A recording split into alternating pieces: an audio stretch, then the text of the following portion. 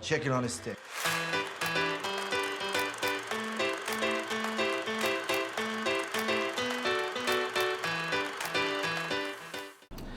All right, welcome in everybody to another episode of Off the Shelf with myself, Patrick, and Maggie. Welcome. Chicken on a stick, and we are joined today by very esteemed guests here, collectively known as the Good, the Bad, and the Weird podcast. Found anywhere that you're going to listen to podcasts or YouTube, or if you stalk Nicho enough, you can find his Twitch streams. Just shout it out. Nacho Egg, just look it up. But we're joined by Chris and Nicho from the Good, the Bad, and the Weird podcast. Yay! Round of applause. Thank you for having us. So thank you for joining. Basically, the whole show for anybody, we're just going to kind of shoot the shit and talk about movies and stuff and get down to the nitty gritty about who these people are and why they like movies or something. I don't know. Something like that. Good time. Yeah. Okay, so we're going to hit you immediately with the hard-hitting question. Who is the Good, the Bad, and the Weird podcast? Or what is? I don't know. That's good. Well, as you said, it's a film review podcast done by Chris and I, where we do mostly scene-by-scene deep dives with some small little reviews and movies that we don't think we can spend 2 hours talking on, or an hour and a half or so.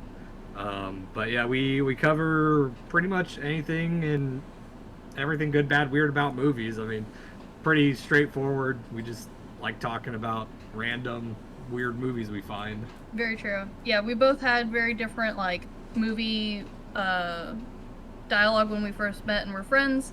Really expanded on that and realized that while we both had different libraries of movies, we had similar tastes in what was out there.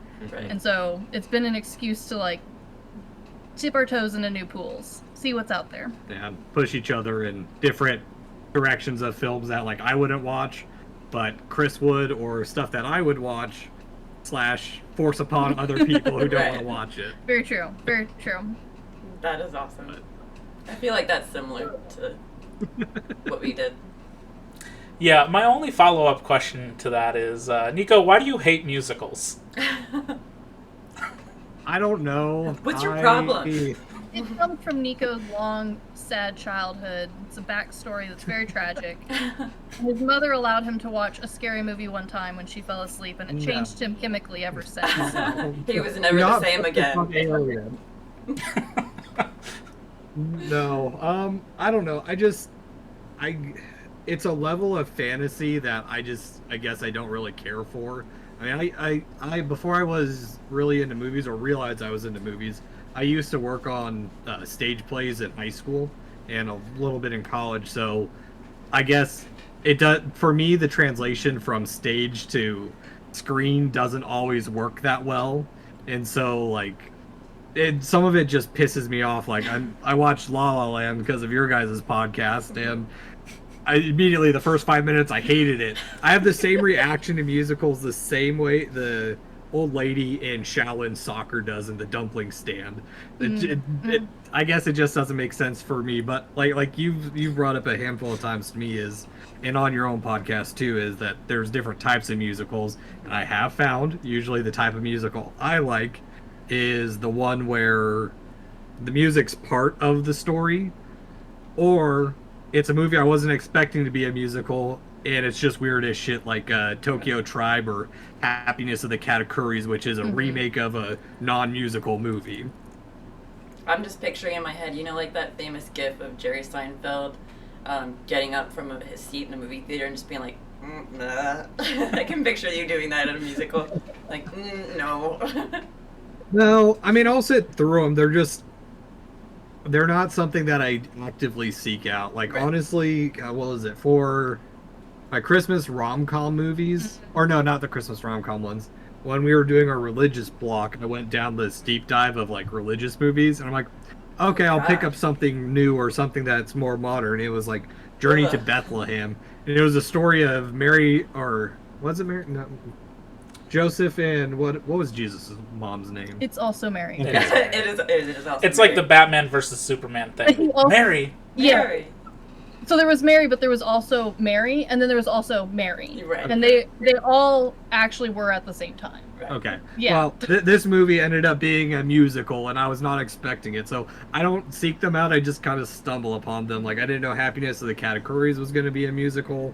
Tokyo Tribe, I kind of knew it was going to be a musical, but it isn't, like, very musical in, I guess, the traditional sense. Mm-hmm. And I'm trying to think. There was another musical I stumbled upon recently, but it's escaping me right now. So Are you gonna end up seeing the Joker movie? yeah, at some point. I'm sure it's gonna be more musical than I prefer, but at the same time, the original Joker for me, I already know is such a fantasy movie. It's basically the Cabinet of Dr. Caligari with a Batman coat of paint on it. So Fair enough. you get that, and it's all in their head. I'm quite a bit more accepting of that. Gotcha. Okay, just quickly to touch on Joker 2, just because when it was originally, they'd been talking about it for a while, that it's potentially musical, and there's Lady Gaga in it, and regardless of what you think about Lady Gaga, she is a very good singer, so it definitely can work in that sense. But, and this is a big but, recently I have watched quite a few movies that could be categorized as jukebox musicals, such as, like, technically Moulin Rouge is, and, like, Across the Universe is, and there's a few where they just sing popular songs that don't have really anything to do at all with anything that's happening. They're just singing for the sake of singing. And I think both of those movies were terrible, so... Well, okay, so Across the Universe was terrible, but that was because someone looked at the soundtrack albums of the Beatles and thought, what if I made up a story to go with these songs? And thus it was bad. Because there's been other ones that did Beatles music and were fine. I wouldn't say good, but they were fine.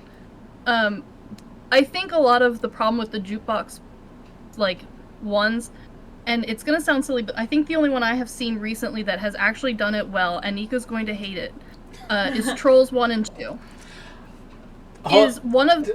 Is I think one of the only current musicals that has done, like, songs incorporated into the movie, and it's actually good. I do have to... I think Trolls World Tour is not a good movie. The first one is fine, but I think Band Together is a damn good movie. Like, way better than it has any right to be.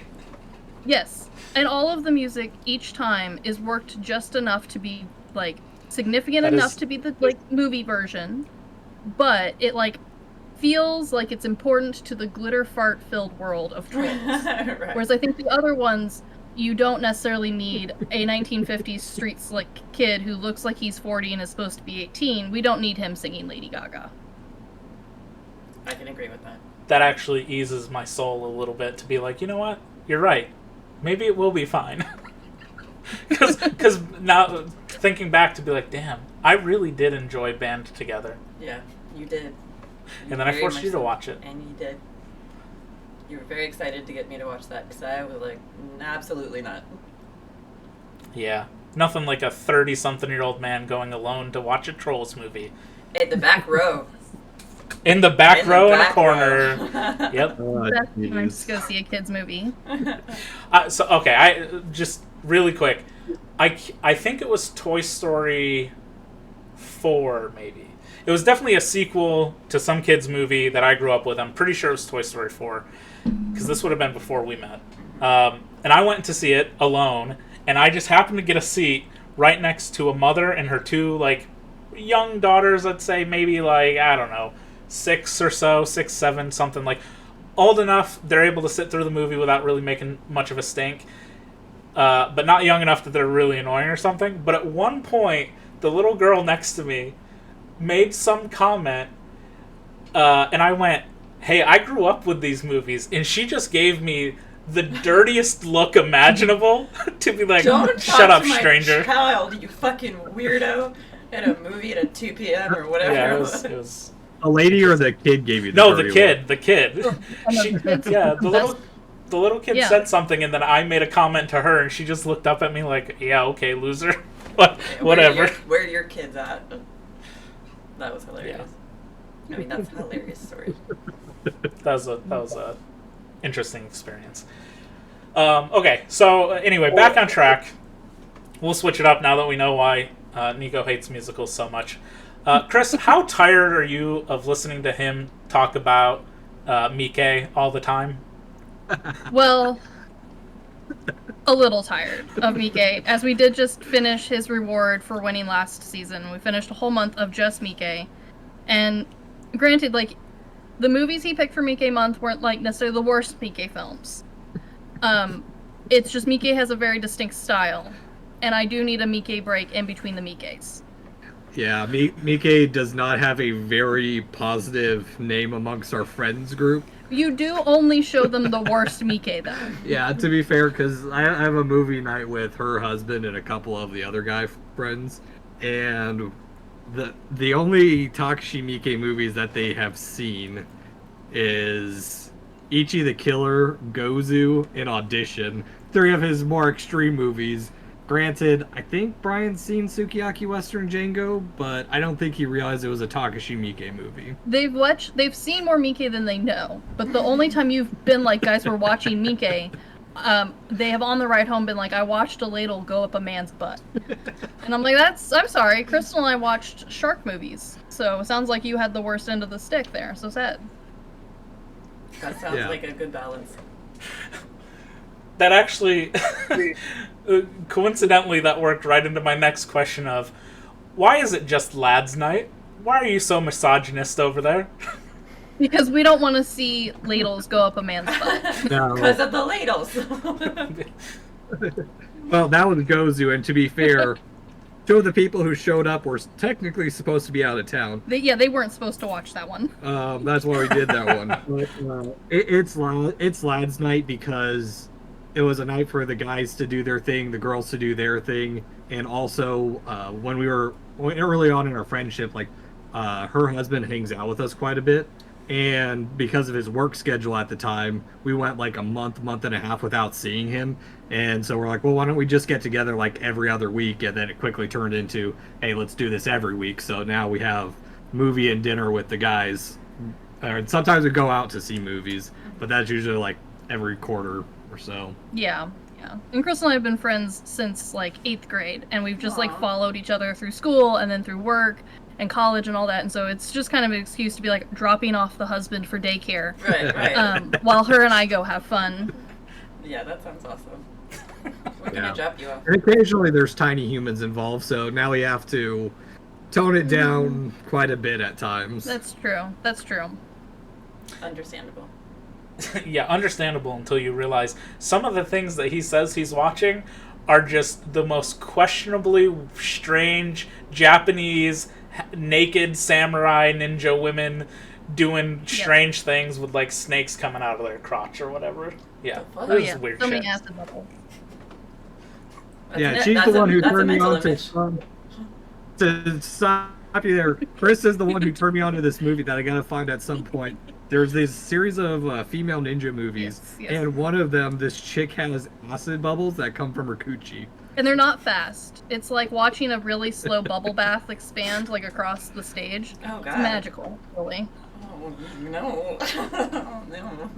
Oh no. Hey, there's ones with black holes, there's others that shoot laser beams. That one wasn't a ninja movie though. It's true. Yeah, if you can imagine it, there's a movie for it. I believe it.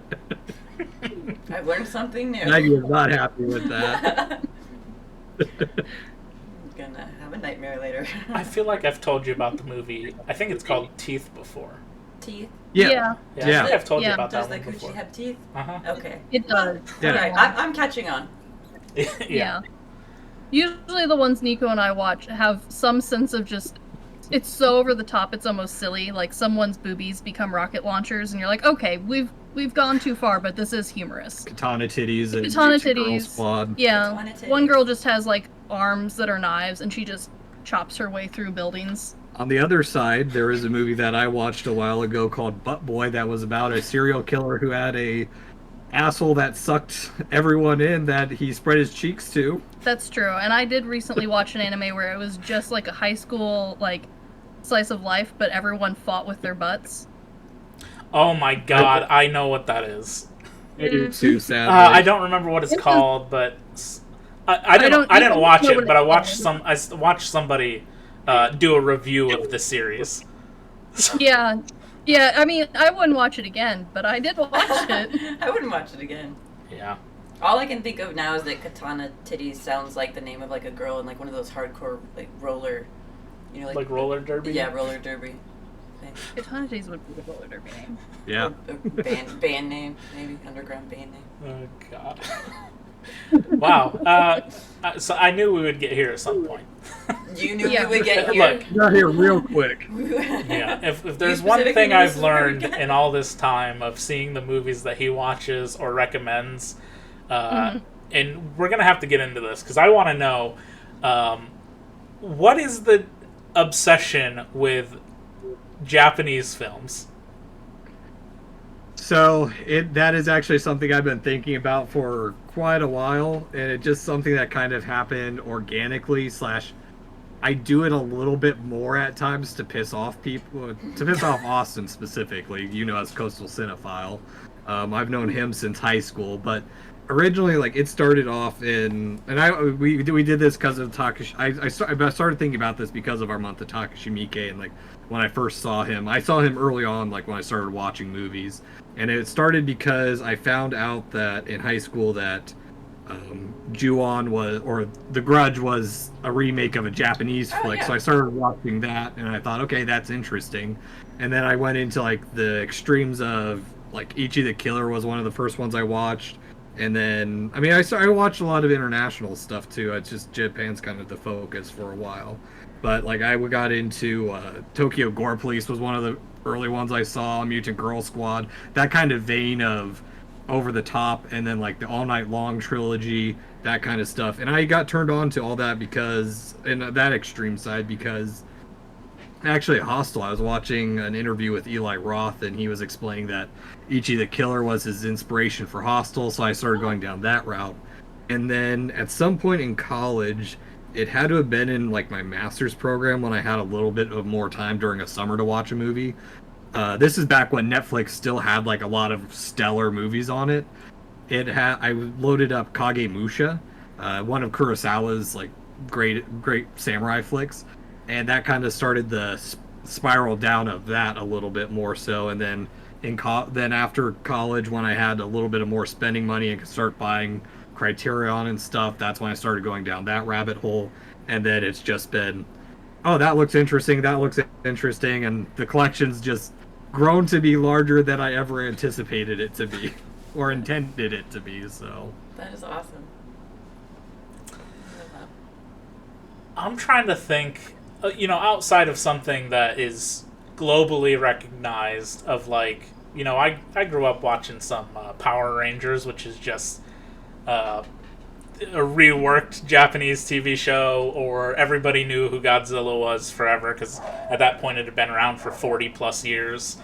Yep, I grew up on Godzilla myself, so yeah, I think the first, and I could be wrong, but I think the first like full-blown Japanese movie that I watched, I mean, not technically on my own because a friend showed it to me, but I think it might have been Battle Royale, and that would have been 2006 maybe. Oh. Hell yeah. Or so.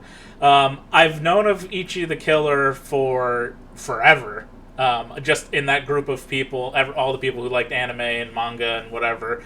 I've never seen it, but I've known of it for, at this point, literal decades. I've known about that movie. I've just never watched it.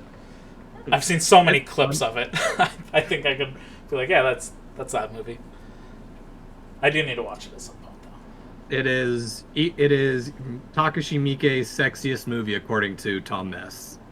It's something. It's infinite. Like, it has a lot of the elements that, like, especially in certain circles of, like, the anime world, like, it's hard to, like, not have it be brought up. Mm-hmm. Just because, like, it does have so many of those themes that, like, once you get past, like, your base level, like, oh, we've seen the big three or the big five, and then you start meeting those people, especially back when we were, like, growing up watching anime, like, there was only really Toonami, and by then it was, like, not even...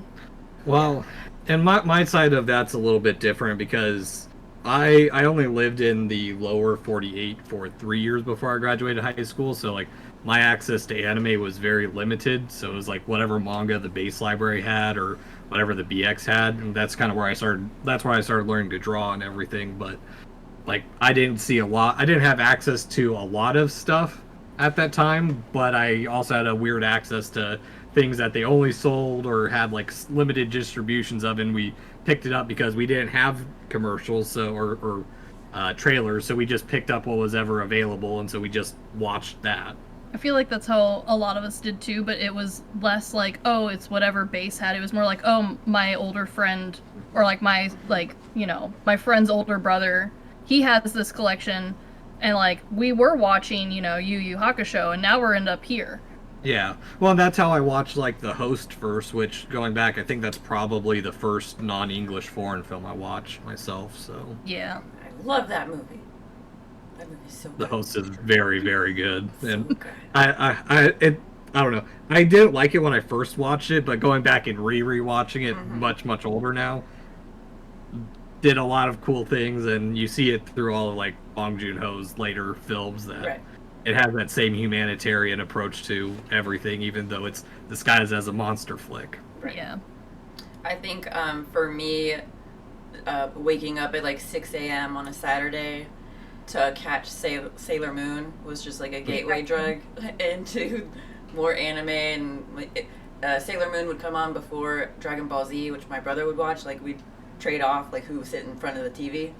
And then I think we had a neighbor kid who introduced us to more stuff. I think Neon Genesis was the first anime movie that I think we rented it from Blockbuster or something. I don't remember where we got it from, but I remember watching that.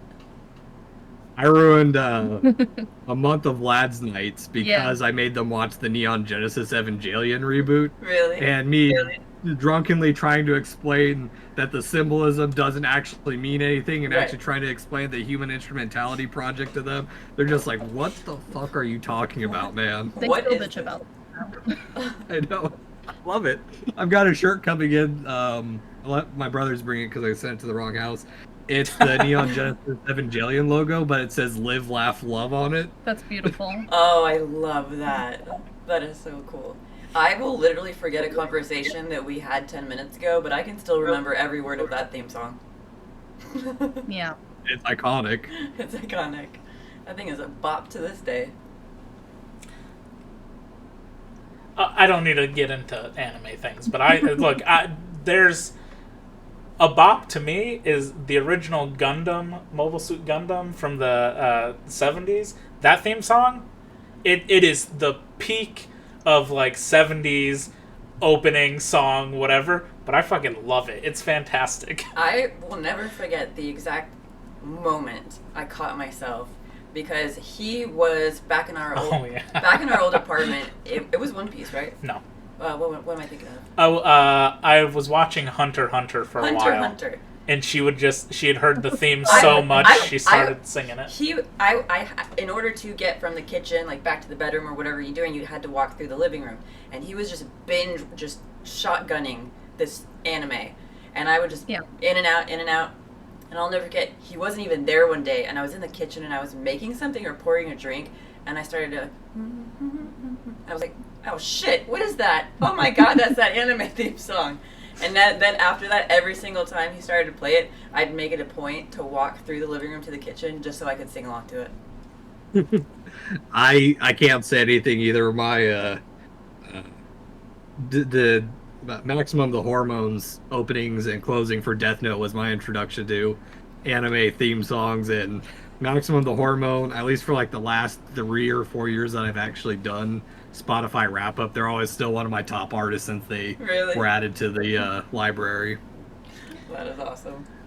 I feel so left out when people have those wrap ups because I don't use Spotify at all. And I've said this many times, but I've come to just the realization of like I'm not the biggest music fan. He's not. I just must not be because you are a music fan. My phone's got the same like 30 songs on it that I downloaded in like 2007 or something. You just I've never added like more. I've never changed it. it'll be the same like 20 songs on repeat for the rest of my life. You could somebody could introduce a song and I'd be like, yeah, okay, whatever. You have got just your brain on repeat. Yeah. You don't like new music. You like the music that framed your brain at a certain age. Yeah, give me all the mid 2000s emo music or 50s Buddy Holly or something. Yeah, and that's you like old timey music too. And then my Spotify playlist would end up being Taylor Swift, The Greatest Showman, some country, and then like Eminem. It's all over the place. Crazy. Yeah, mine goes between video game music from like Etrian Odyssey, a game that no one has ever played really. Got that. Like folk horror music, like Amigo the Devil. Punk folk.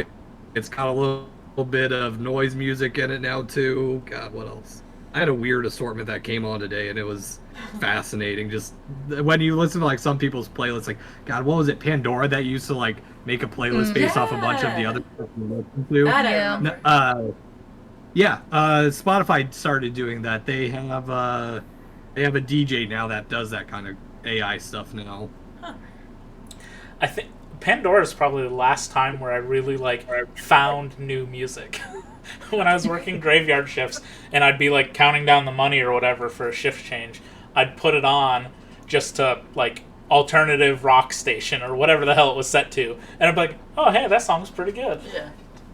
Mm-hmm. Oh, speaking of movie soundtracks, your shirt reminded me of this, Krim. I have not seen One Piece Red, but I have listened to the soundtrack multiple times because it's very good. Solid. And it popped back up. That and Belle, both of those songs popped up on the radio DJ for me today. So I love that movie, Belle. That music was really good. That slapped. Yeah, I dragged you to that one. You did, and I ended up enjoying it. No.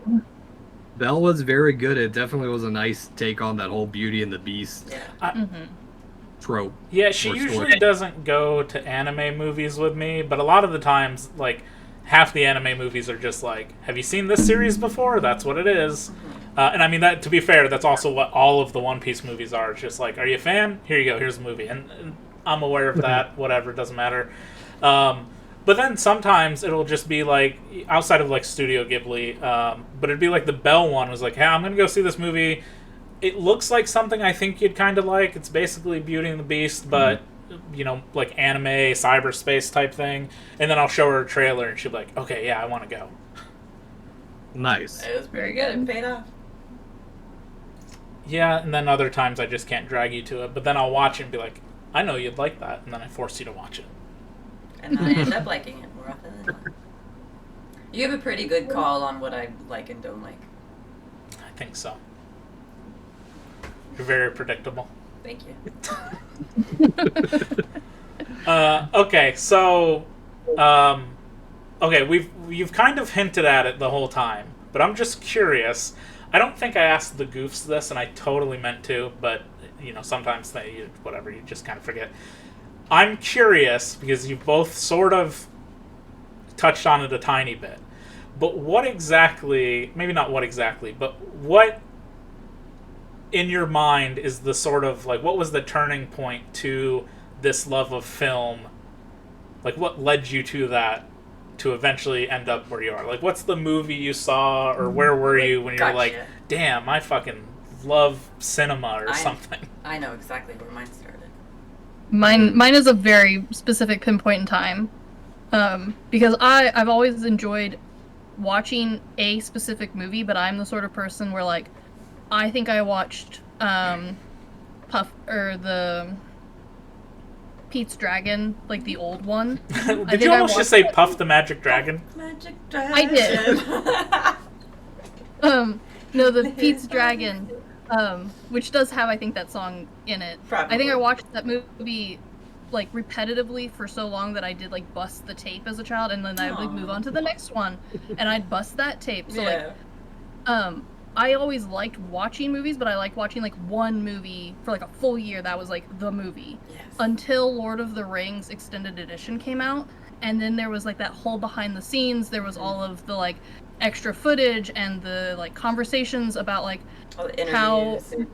yeah, and like how much passion and like not just like, oh well, I felt like making this movie about a thing. It was all of the research, all of the effort that went into it that I was like, okay, the behind the scenes, that's cool. That's awesome. Yeah, I'm trying to think on my side because I can tell you when I realized how much I appreciated movies as more than, I guess, a quote unquote form of mindless entertainment. It was the only movie related course I ever took in college. It was a poetry, drama, and film class. And we spent like the last month of the class watching like four or five westerns, and that was the only film part of the class that I ever watched. And I wrote a essay on Silent Hill in that class too, and that's kind of when I started like doing more of a deep dive. That's the same year that I started keeping a paper log of the movies I was watching. But I guess for me, movies have always just been a big part of my life, and I didn't really realize it until I was in college and was talking to people about movies that I grew up with, and just there's a lot of fond memories of me as a kid going to Blockbuster because we'd take a walk down because it was a special time. I mean, my dad was in the Air Force, wasn't making a whole lot of money, and it was just like, well, our little ritual, we'd go down to the 7-Eleven, go to Blockbuster, and then walk back around the block to go back home and watch movies. And then moving around a lot, when we were in Germany, like I brought up that we didn't have trailers. Same thing when we were in Italy, but in Germany, like we'd rent movies from the BX. That was when DVDs started becoming they were more affordable at the time, so starting to get into that. And then, I don't know, probably so, little backstory, and I'll throw my mom under the bus plenty of times with this. I watched Alien at much too young of an age. That started my love for horror films. But she didn't know that when we moved back to the States when I was in 7th, 8th, and 9th grade, I would stay up late on Fridays and Saturdays when we were allowed to sleep in the basement, and I'd watch the Sci-Fi Channel when it still had good horror and sci-fi movies on it. I would say it was like half horror movies at that point. Yeah, exactly. And so that's kind of like where all that started. And yeah, I'd say definitely college is when I realized, hey, I love movies, and it might be more than just a casual hobby, I guess. That's awesome. What was yours? There's two that I think about, which is just like what you said about, like, we had a family ritual of going to the Blockbuster down the street every Friday night. We'd get a pizza or whatever. I would drive my mom crazy because she kept saying the whole idea was every week you should get a new movie, get something different. Mm-hmm. But I would only ever grab Jaws over and over and over. I watched Jaws so much, and I would just plop down in front of the TV and watch it, and it drove her insane. But I think the moment that I realized that cinema was a mind-blowing thing was going to see Jurassic Park for the first time. Because I remember just, it finally clicked in my brain that, like, I'm basically in a different world right now. I am immersed in a story. This is, like, it finally clicked. And after that, we made it a big thing to always go to the theater. The smell of popcorn was my favorite, and all of that. Mm-hmm. So, and I'm still obsessed with Jurassic Park. No, when I was in college, I used to go to see a lot of movies with my dad when I was back home visiting them. And even then, like when I'm in town, we still try and make it time to see movies. Mm-hmm. But I like that you brought up like the childhood movie. Mm-hmm. I remember distinctly, even though I love Jurassic Park, Star Wars, Indiana Jones, one that kind of stuck with me, and I still have yet to go see it as an adult. It technically was an episode of a TV show, but we rented it so many times as a kid. It's called Runaway Ralph, and it's about a it looks like a taxidermy mouse that runs away on a motorcycle. I learned recently, directed by the same dude who directed Tremors. Yes. Really? What a pedigree. I'm fascinated. In case you didn't know, it's a classical children's book that most of us read in school, Nico. I did not. I know you didn't, but just so you're aware, it's based on a very famous book. I don't know how to read, so. You don't like books. They were forcing us to read Where the Red Fern Grows when we were in like the 4th grade. So I don't know what was wrong with our teachers. That shit is sad. On a 5th grade field trip, or we had a chance to go to York for a week because that was our spring break basically. They thought it was a cool idea to take us in 5th grade to the York Dungeons, which is a wax torture museum. No, they were correct. Oh my god. Yeah. That's actually cool. Oh no. That's where I realized at a young age I didn't have an aversion to horror or gore.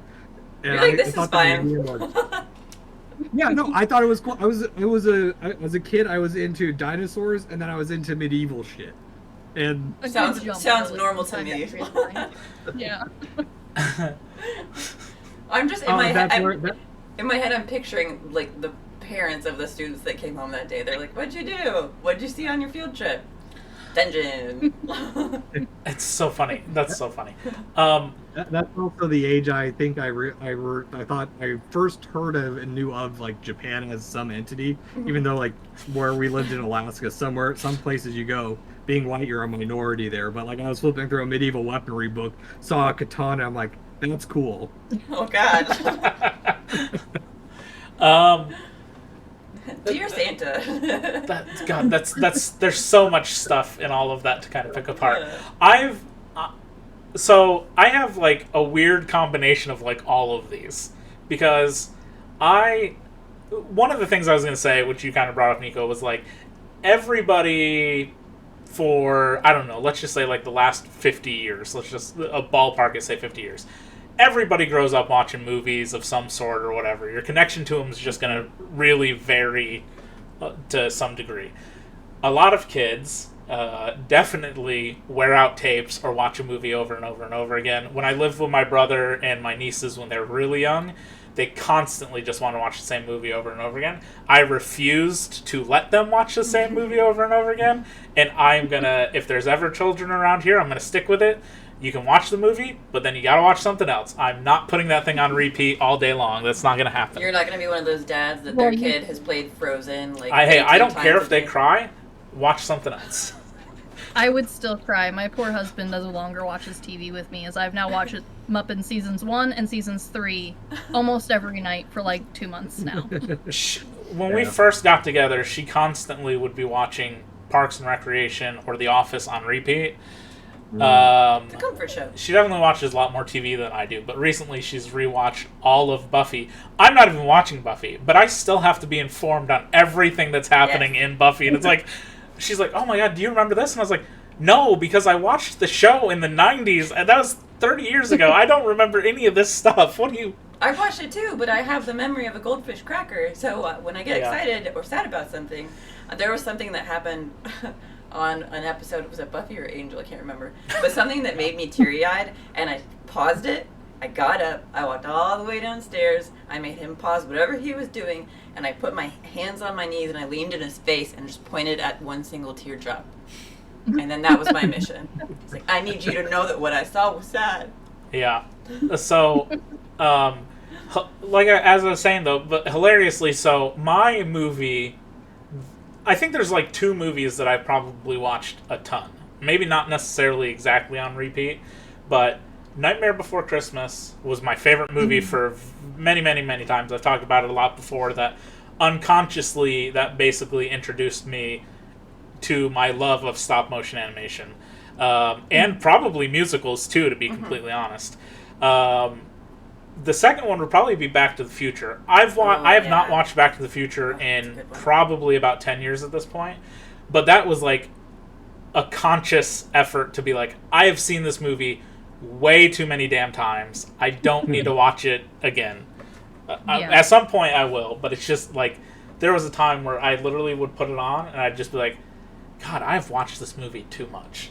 I think I did that with Kill Bill. I watched Kill Bill so many times. I would literally stand in front of my mirror while it was playing on my... And I had one of those, I just, for good grades, I got one of those little fat, chunky TVs that had the VHS that was connected to it. And I would stand in front of the mirror and I would lip sync the lines to the movie. I got that good. Hell yeah. The only standing in front of a mirror lip syncing I do is to Silence of the Lambs. Would you fuck me?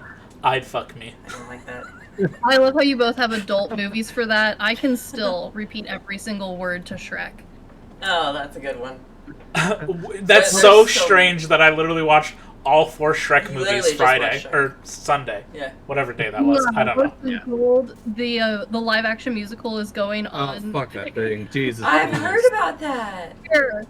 It's going on tour, and they're about to open Shrek. Like, I don't think it's like specifically Shrek World, but I'm calling it Shrek World at Universal Studios. I heard about that. And too. they have Shrek-shaped pretzels with green cheese, and like you can eat Shrek, and like, which really confuses me because like Shrek was, like I said, I can quote the whole thing. I've loved Shrek, but at no point was like Shrek my identity as a like even as a kid. Yeah. I was just like, yeah, we're gonna watch this movie endlessly, Right. but I don't like Shrek. Right.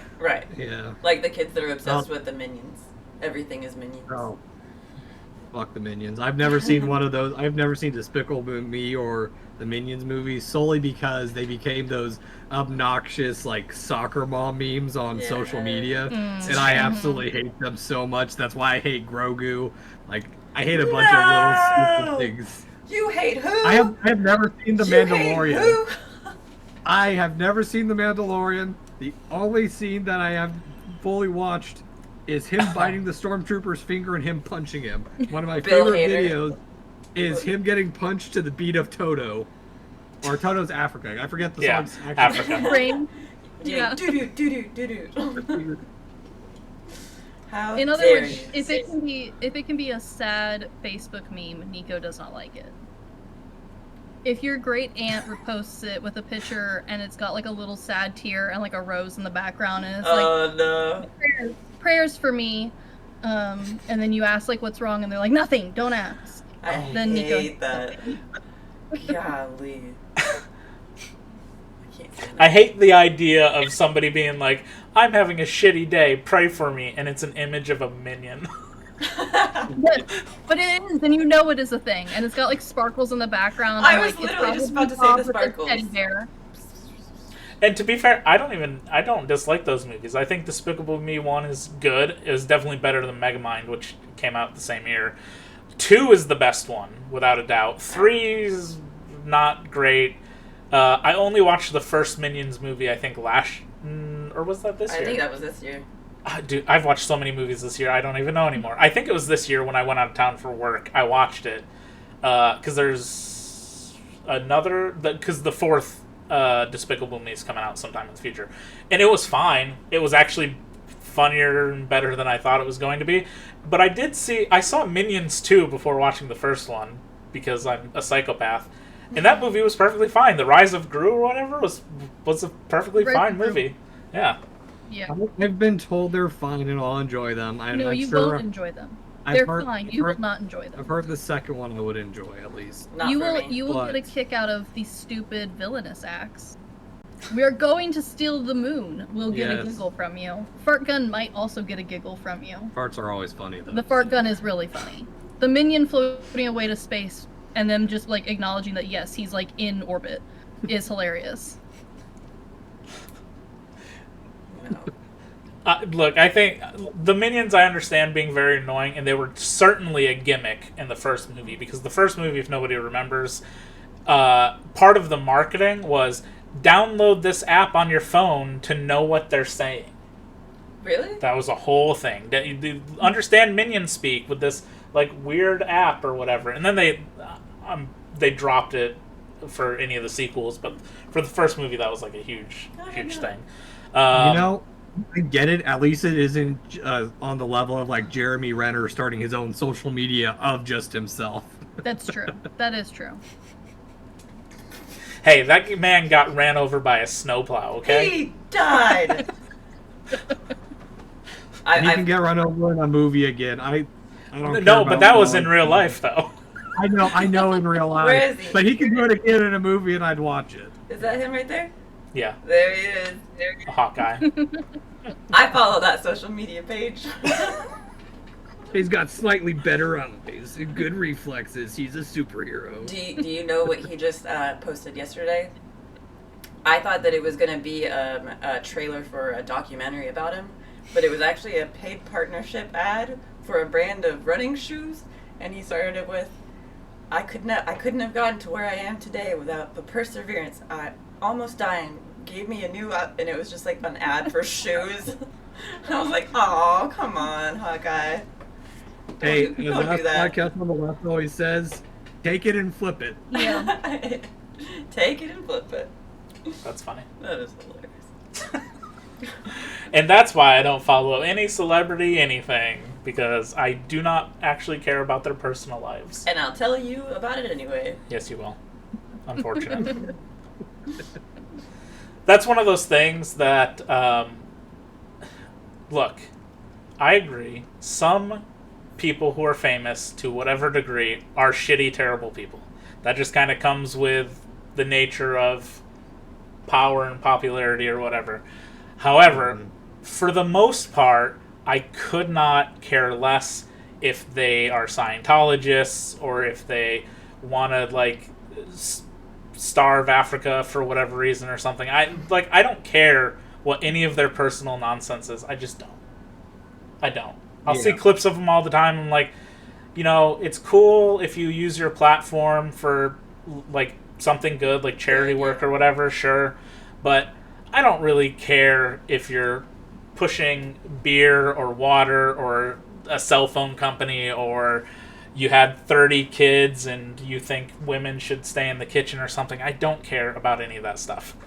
Oh yeah, you'll hate like old like commentaries from movies that are at least 50 plus years. Every time they bring like the new release and they get the director or someone else who is involved, it's always them at some point talking about, oh yeah, I saw their grandkid the other day. Yeah. He's doing well. We had coffee together. It's like, Yeah. cool. I don't know why it's part of your movie. I get you're old, but like We don't Yeah. care. although I will say the best commentary that was like that was the commentary for National Treasure. Fact. Learned very little about it, but Learned the nothing. director and the guy who played the tech friend, I can't remember his name in the movie. I like that guy. The whole, Yeah. almost the whole commentary, they're just giving each other shit back and forth of how, oh yeah, you gave Nick Cage a better shot because he's better than me, isn't he? He's like, no, I gave it to him because he's the lead. Yeah. And oh, you're just fine. It was just like them talking each other back and forth the whole time. Very true. I do think though that sometimes, and it's definitely not an every artist sort of way, but occasionally, like, knowing what was happening with either like a director or like an actor's life really like can help me appreciate a movie more. And like Nick Cage definitely is like the first to come to mind, because knowing his terrible financial choices really does enlighten one on not just like who he is as a human, but also like why he played certain roles, and also like where he got inspiration for some roles. Like the whole octopus thing does make sense.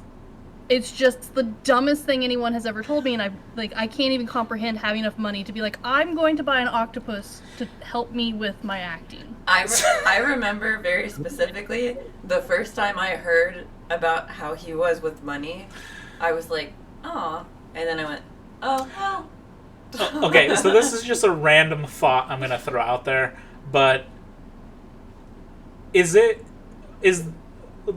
to the point I would understand it, is it just because he's a Nepo baby that he like literally grew up in a very like affluent family that his money skills are garbage because of it? Maybe.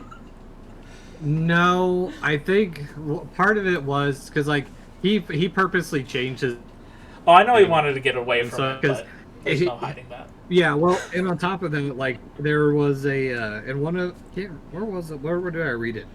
It was that, or it was in some interview or something where Nick Cage said to like his uncle Francis Ford Coppola that he'd be great in movie, or he'd be great in a movie, or he could make a better movie than him, or some shit like that. Yeah. Like, I think it's just who he is as a person. And I think at the time, like, because what was that? That was like the late 90s, early 2000s, so he still had like a large economic bubble going on.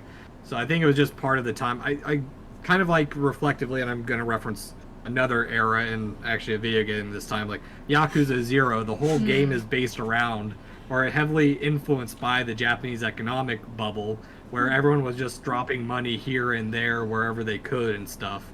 I would say he definitely wasn't the only one to make terrible financial choices. He just made the most ridiculous financial choices. Because, I mean, like, we're still seeing people who, like, they got stuck on the Vegas Strip, and they are still paying off their Vegas Strip debts. Or, like, they made really bad financial decisions with the housing market, and, like, you know, quietly you can get rid of that, but then it does explain why they were in Mall Cop 3, sort of thing. Yeah.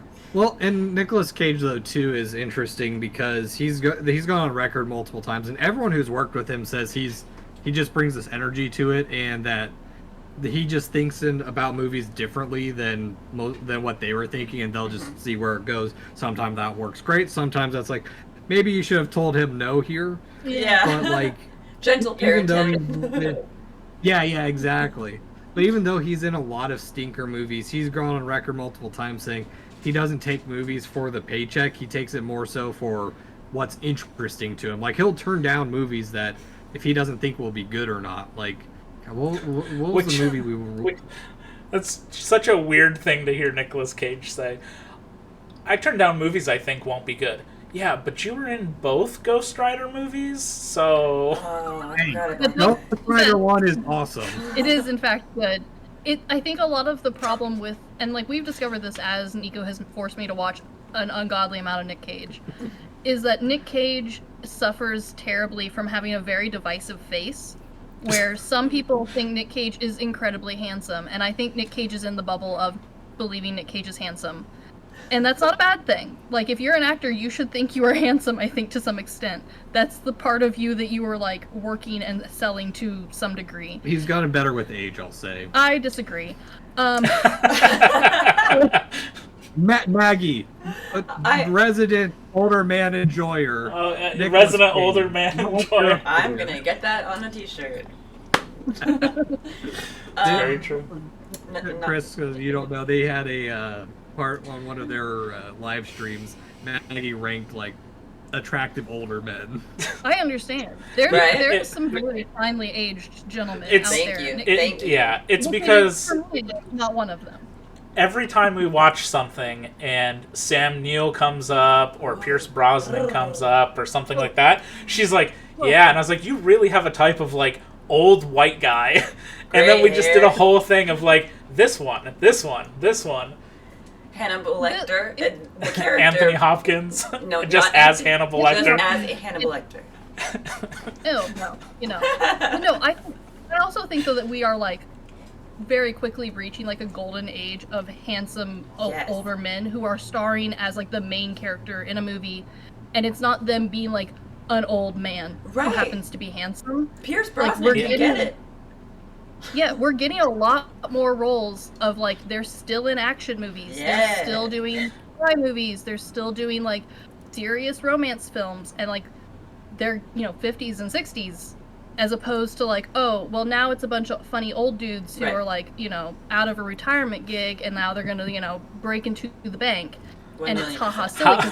How dare you make fun of oh god, what was the name of that movie? But it had Morgan Freeman and Alan Arkin and what was that called? I forget. But that's exactly what that movie was. A bunch of old actors who are like retired robbing gas stations or something stupid. I forget what it was called.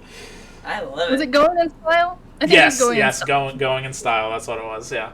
Yes, like, but that was all we had for a long time, and I do think that our dear Indiana Jones was like, he set the bar pretty high, and others were like, oh, we could do this too. Yeah, all these now old actors, just a bunch of daddies. It's true. I stand by my list. I would argue Nick Cage is not amongst them. He is not. He's not for me. I've said this before to Maggie, though, that I agree with you to the extent of to some degree, anybody who is like a prolific actor, unless maybe they're like a character actor or something, but for the most part, any actor has to be some standard of attractive. Didn't you Like ask unless me? you're like, oh God, what is the Howard brothers' name? It's not Ron Howard. Clint? Clint's not an attractive man, and he'll admit he's not an attractive man. But he also is always playing the like creepy, weird character. Like that's what he plays. I feel like you so it asked fits me. like what he looks like. And You stuff. asked me But for once, the most part. like, is this celebrity? Would you consider them ugly hot? Oh yeah, ugly hot. Yeah, there you go. I think you asked me like if Will Ferrell was ugly hot, and I was like, Maybe. meh. I heard that Nicolas somewhere. Cage, you have to admit, even though you don't like how he looks, Ugly bought hot? on Nick Cage for a lot of his early movies and some of his newer stuff too. He is in shape, man. I would argue that all of Nicholas is convincingly attractive at a younger age. He just didn't really break out into the Nick Cage role until Right. he had already started to morph into Nick Cage's face. Yeah. If you want to see a really sweaty Nick Cage, The Boy in Blue. Honestly, it is a solid movie. It's just unfortunately about rowing, which is the most boring sport. Rowing. I mean, I did just watch The Boys in the Boat last year, which is also about rowing. Yeah, I did not go to that. I have never enjoyed sports movies extensively. There's always like one or two that I'm like, okay, that one was a little bit fun. I will never see that again. But I do think that I enjoy more this now necessary drive to find other sports to make movies about. Right. Because we have kind of exhausted football and baseball.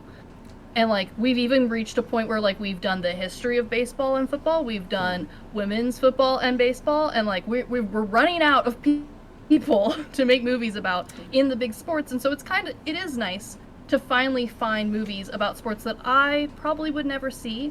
I don't know anything about the sport, but I don't need to, because that's not what the movie's about, really. Yeah, I had. That's actually an interesting point.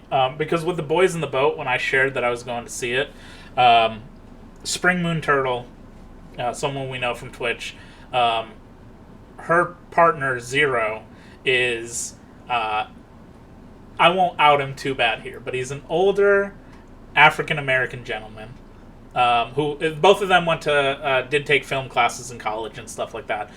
But he brought up that he I don't think had heard of the movie, but he kind of looked into it, and he brought up an interesting concept that the movie is it's about the United States Olympic row team that went to Germany during those Olympics.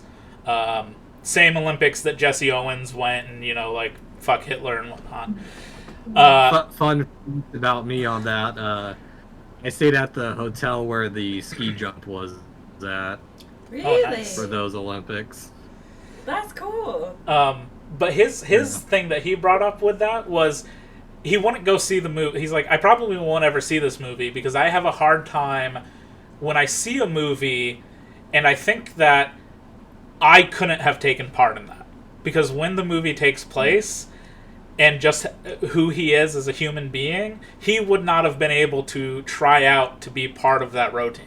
Or he would not have been able to go to that school or whatever it was. And I was like, that is such a point of view I never in my life would have thought about. But I think that's kind of the similar with like the sports thing is like there are a lot of other random things out there that I don't ever give any thought to. But if you put it on a movie, I'd watch a movie about cricket or I don't know, rugby or water polo. I don't know. I wouldn't know shit about them, but I'd be curious to see insight to it. And that's an interesting standpoint. I don't think I've ever thought of a movie that way. Granted, I don't watch sports movies unless it's kind of around sports. Like, there's a flick I watched a while ago called I Will Buy You that's more about the drama of recruiting someone rather than the sport itself. So, yeah, that is an interesting take. I wonder what other movies he wouldn't watch then like that. I remember watching Just Cool like- Runnings and liking that. Knowing slightly beforehand what that movie was about, I was curious if Jesse Owens would be like mentioned or showcased at any point. And Jesse Owens is in the movie for about 4 seconds when they're in Germany and they're like ready to go out on the field at the first time, and some people like look back to him like, "Hey, you're Jesse Owens, you're that really fast kid," and that was it. And I was like, well, I mean, at least they acknowledged him, I guess. Yeah. Jesse Owens did get a movie and it was fine. Jason Sudeikis was in it. I feel that's how most biopic movies are, is they're just kind of fine, you know? Yeah. Because I think, like, even with these incredible people that they talk about, like, what was it, Bohemian Rhapsody? Oh, yeah. It was fine. Like, I just think a lot of those movies, they try and make it so dramatized. It's like, I get you're having to play it up a little bit for a movie and make it entertaining, but most of those types of meetings where the big stuff happens, they're boring as shit. Yeah. Like those, Yeah. or the meetings are boring as shit. Like, but I think we try and make people more interesting than they are. And granted, they are interesting people. It's just how do you make the day to day interesting, Right. without making it a movie of like, here's the highlights of this person's Right. life, you know? I do think part of that, though, is like, because I would argue that older biopics are more fun to watch than newer ones. And I think a big part of that is those movies were like maybe at best 90 minutes. Yeah. Well, And Short now and they're all sweet. like 2 to almost 3 hours long worth of biopic. And don't get me wrong, I really enjoy Weird Al, but like we've hammed up an awful lot to fill out a lot of stuff here. well, I guess a little bit in that vein too. There was a movie I watched a couple of years ago called Mishima: Life in Four Parts, where it's about this Japanese writer director who tried to incite a coup in Japan and get the army to revolt, and he ends up committing ritual suicide at the army base that he's trying to take over. But like the movie's broken up into different parts of not only his life, but it breaks it up through showing his actual like movie or book novels that he wrote in between. So, but they have like a Sure. stage like presence to them that makes it a little bit more artsy than just a standard biopic, I guess. Yeah, and then you get the very recent Back to Black Amy Winehouse movie, and it's awful. I'm so It disappointed. is. It's so sad because, I mean, like, she was such a cool person, but Yeah. it's another instance of, like, there is a possibility to be a very cool person and do cool things in your life, and you're, like, not be able to have a movie made about you. Yeah, it's a shame when they boil down such a character to, I can't live without this man in my life, and I'm alcoholic. The end. Very true. Very true. I didn't see it. I do not recommend. Yeah. He went to see it, and I told him that I was such a huge Amy Winehouse fan, just obsessed with her music. I've had her vinyl album on my wish list for years, her first one. And then I saw the previews for it the first time, and I was like, I don't know. And then you went to see it, and not even knowing, that much about Amy Winehouse. The things that he told me, I was like, man, they could have done so much better. Someone should have done something. I think at that point I'd rather just watch a documentary on the person Yeah. and like. And not even, like, a real documentary. I want a 3-hour deep dive on YouTube and Yeah. call that a day. Yeah. Hey, some of us might be looking forward to the Beach Boys documentary coming out in a few days. Sue us. Sue us. Are you gonna go back and look at their connection to Charles The Manson family? Yeah, I know all Yeah. about Dennis. I want to say that in either the late 90s or the early 2000s, there was a made-for-TV movie about the Beach Boys. Probably. There was one I feel like I remember 2014 watching with that. John Cusack and Paul Dano, Love and Mercy. It was pretty good. About Brian Wilson, the main guy. Anyway, that got really sidetracked. I don't even know how we ended up there. Something about Nicolas Cage being hot or not. Leave the comments Oh, yeah, below. we- Is he we- hot? The wrong movie, Boy in Blue. That's how we ended up there. Yeah. Very true. It's a good movie. Not great, but good. It's entertaining enough. We It's made fine. we made our way back to the highway. Yeah. After we said Jeff. Okay. We might as well just, at this point, jump into some of these topics that are relatively quick.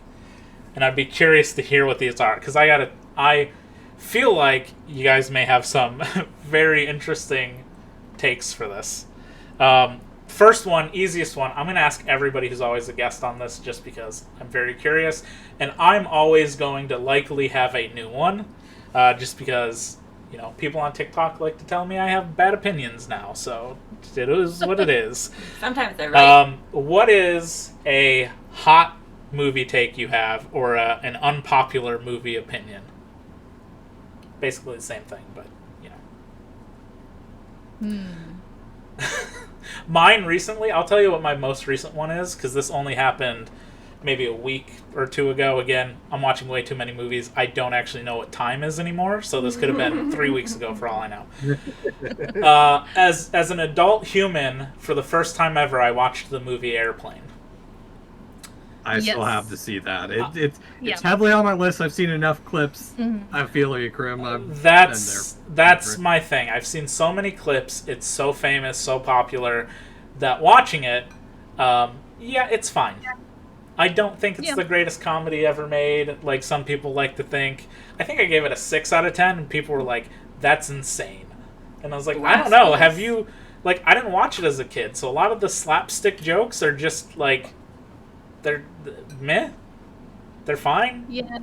And like comedy like that, in my opinion, is either you grow up with it, or I guess that kind of or just comedy in general. Unless it's like a dark comedy, I think it's better experience as a group with people. Yes. Because I think that's more interesting, because then it's how like comedy has to have what's it called, like the give and take, where you have the line, then you have the feedback. It's like when you have crowd work at a comedy show. Right.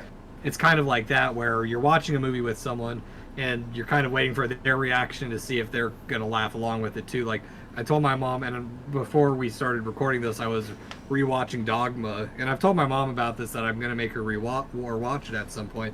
And rewatching it, I'm like, I don't know if my mom's going to find this as interesting or as funny as I thought it was. Or like In Bruges, I think, is a great comedy, and we have a friend who didn't know it was a comedy until I brought it up that it was a comedy. Oh, I love that movie.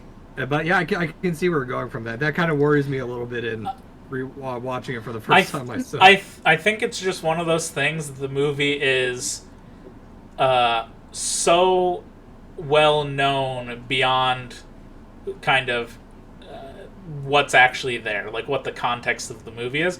Because surely you can't be serious. I am, and don't call me Shirley, is a great line of dialogue, but everybody who has ever existed on the face of the planet has heard that, even with or without seeing the movie. So by the time they say it, you're just like, oh, that's where it's from, okay. It's like we're not in Kansas anymore. Yeah.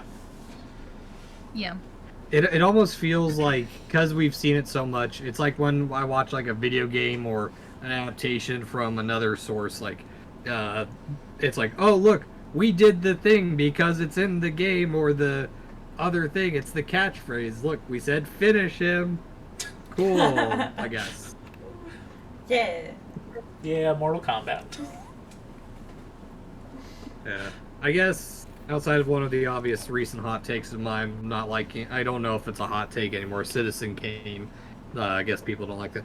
I think this will probably piss off a lot of people. I like David Lynch's Dune over the first part of Phil Wave's Dune.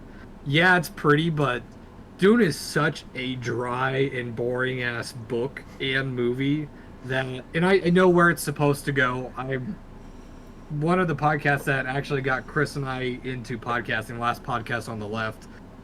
They talk about Dune so much. I know where the series goes, and that people miss where it goes because they only make Dune Part 1 and Part 2. They only do the first book. But David Lynch's Dune is so over-the-top, cheesy, fun, and stupid that I love it. It makes the first part of Dune entertaining for most of the movie. Because, there's always that boring-ass part where he gets to meeting, or he actually goes out and meets the Fremen. That part is so damn slow and boring that even Villa Wave's version, pretty, boring as shit so far. And I still haven't seen part 2, so whatever. That's my hot take. I don't disagree with you. I am in the camp of, I think the Dune Part 1 is a very boring movie. And look, I will shout this till my dying days. If you ever try to tell me that oh, this will get really good, or oh, it's going, like, you got to read the second book or third book, or give it to like the second season or something, fuck no. That is the exact reason I've never watched Breaking Bad. I watched the first season and I did not care for the first season. Like, yeah, but it gets really good in season 3. And it's like, I don't want to watch 20 episodes to then find it getting good. Like, that's just a waste of my time. So, yeah, like Final Fantasy 13, you gotta. It doesn't get good until 20 hours into the game. Yep. Yeah, at that point I'm done. Yeah.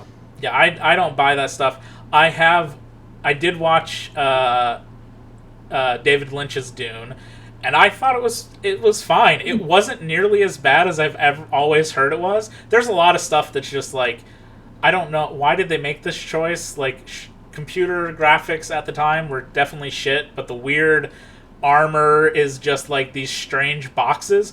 There's no world in which anybody thought that looked good, and that just is what they ended up with. But it was fine. Dune 1, I think, part 1 is extremely boring.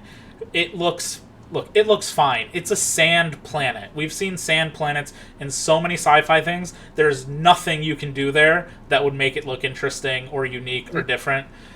It's so much better. I will say Villeneuve's Dune is better than the what was it? There was a British miniseries that did it in the, I want to say, late 80s, early 90s, and that thing was even worse than Villeneuve's Dune, and it was so damn slow. Like, I was at a big movie store a couple weekends ago, and I almost picked up Children of Dune. I didn't even know they had made Children of Dune, and I'm very curious to see how that is. But I already had spent too much. I was already buying too much at that point, so. Yeah. All I will say is, for somebody who didn't really care for Dune Part 1, I do think Dune Part 2 is exceptionally better. Okay. But that could just be because it's the part of the book, I guess, that's, like, shit's actually happening. So it's pretty full of, like, things are constantly happening. My hot take for that movie, though, is, like, Fade Rotha is the most uninteresting, unthreatening, non-character to somehow people like, wow, he's really threatening and dark. And it's like, what do you mean? He does nothing. The entire time, he doesn't do shit. Ever. I just don't get... There's a lot of movies where I feel like people are like, wow, that villain was like the best villain in the franchise. And I'm like, but they didn't do anything. They like made one speech and then nothing happened. What are you talking about? And that's how I felt about Austin Butler as Fade Rotha. He's in the movie. Remind me, because I'm horrible with names, all that stuff. Which one's Fade Rotha again? He is the prince, like the future king of the... What is their people called? The bad guys, basically. Whatever. He's the nephew of Baron whatever. Yeah, the inbred group. The dude who's like bathing in the oil. Okay, yeah. Yeah. I'm just horrible with names, so like, and Chris and I are both horrible at this. Like, we always give someone a dumb nickname, and people get pissed at us because it's like. That's what they are, though. That's who they are in the movie. If you don't repetitively say the name in the movie, you are now whatever characteristic you are wearing during the time you're on screen. Look, that's not nearly as embarrassing as the time you're like, I found it hilarious that you called Axel Alex the entire time you talked about My Bloody Valentine, and I went, oh, shit.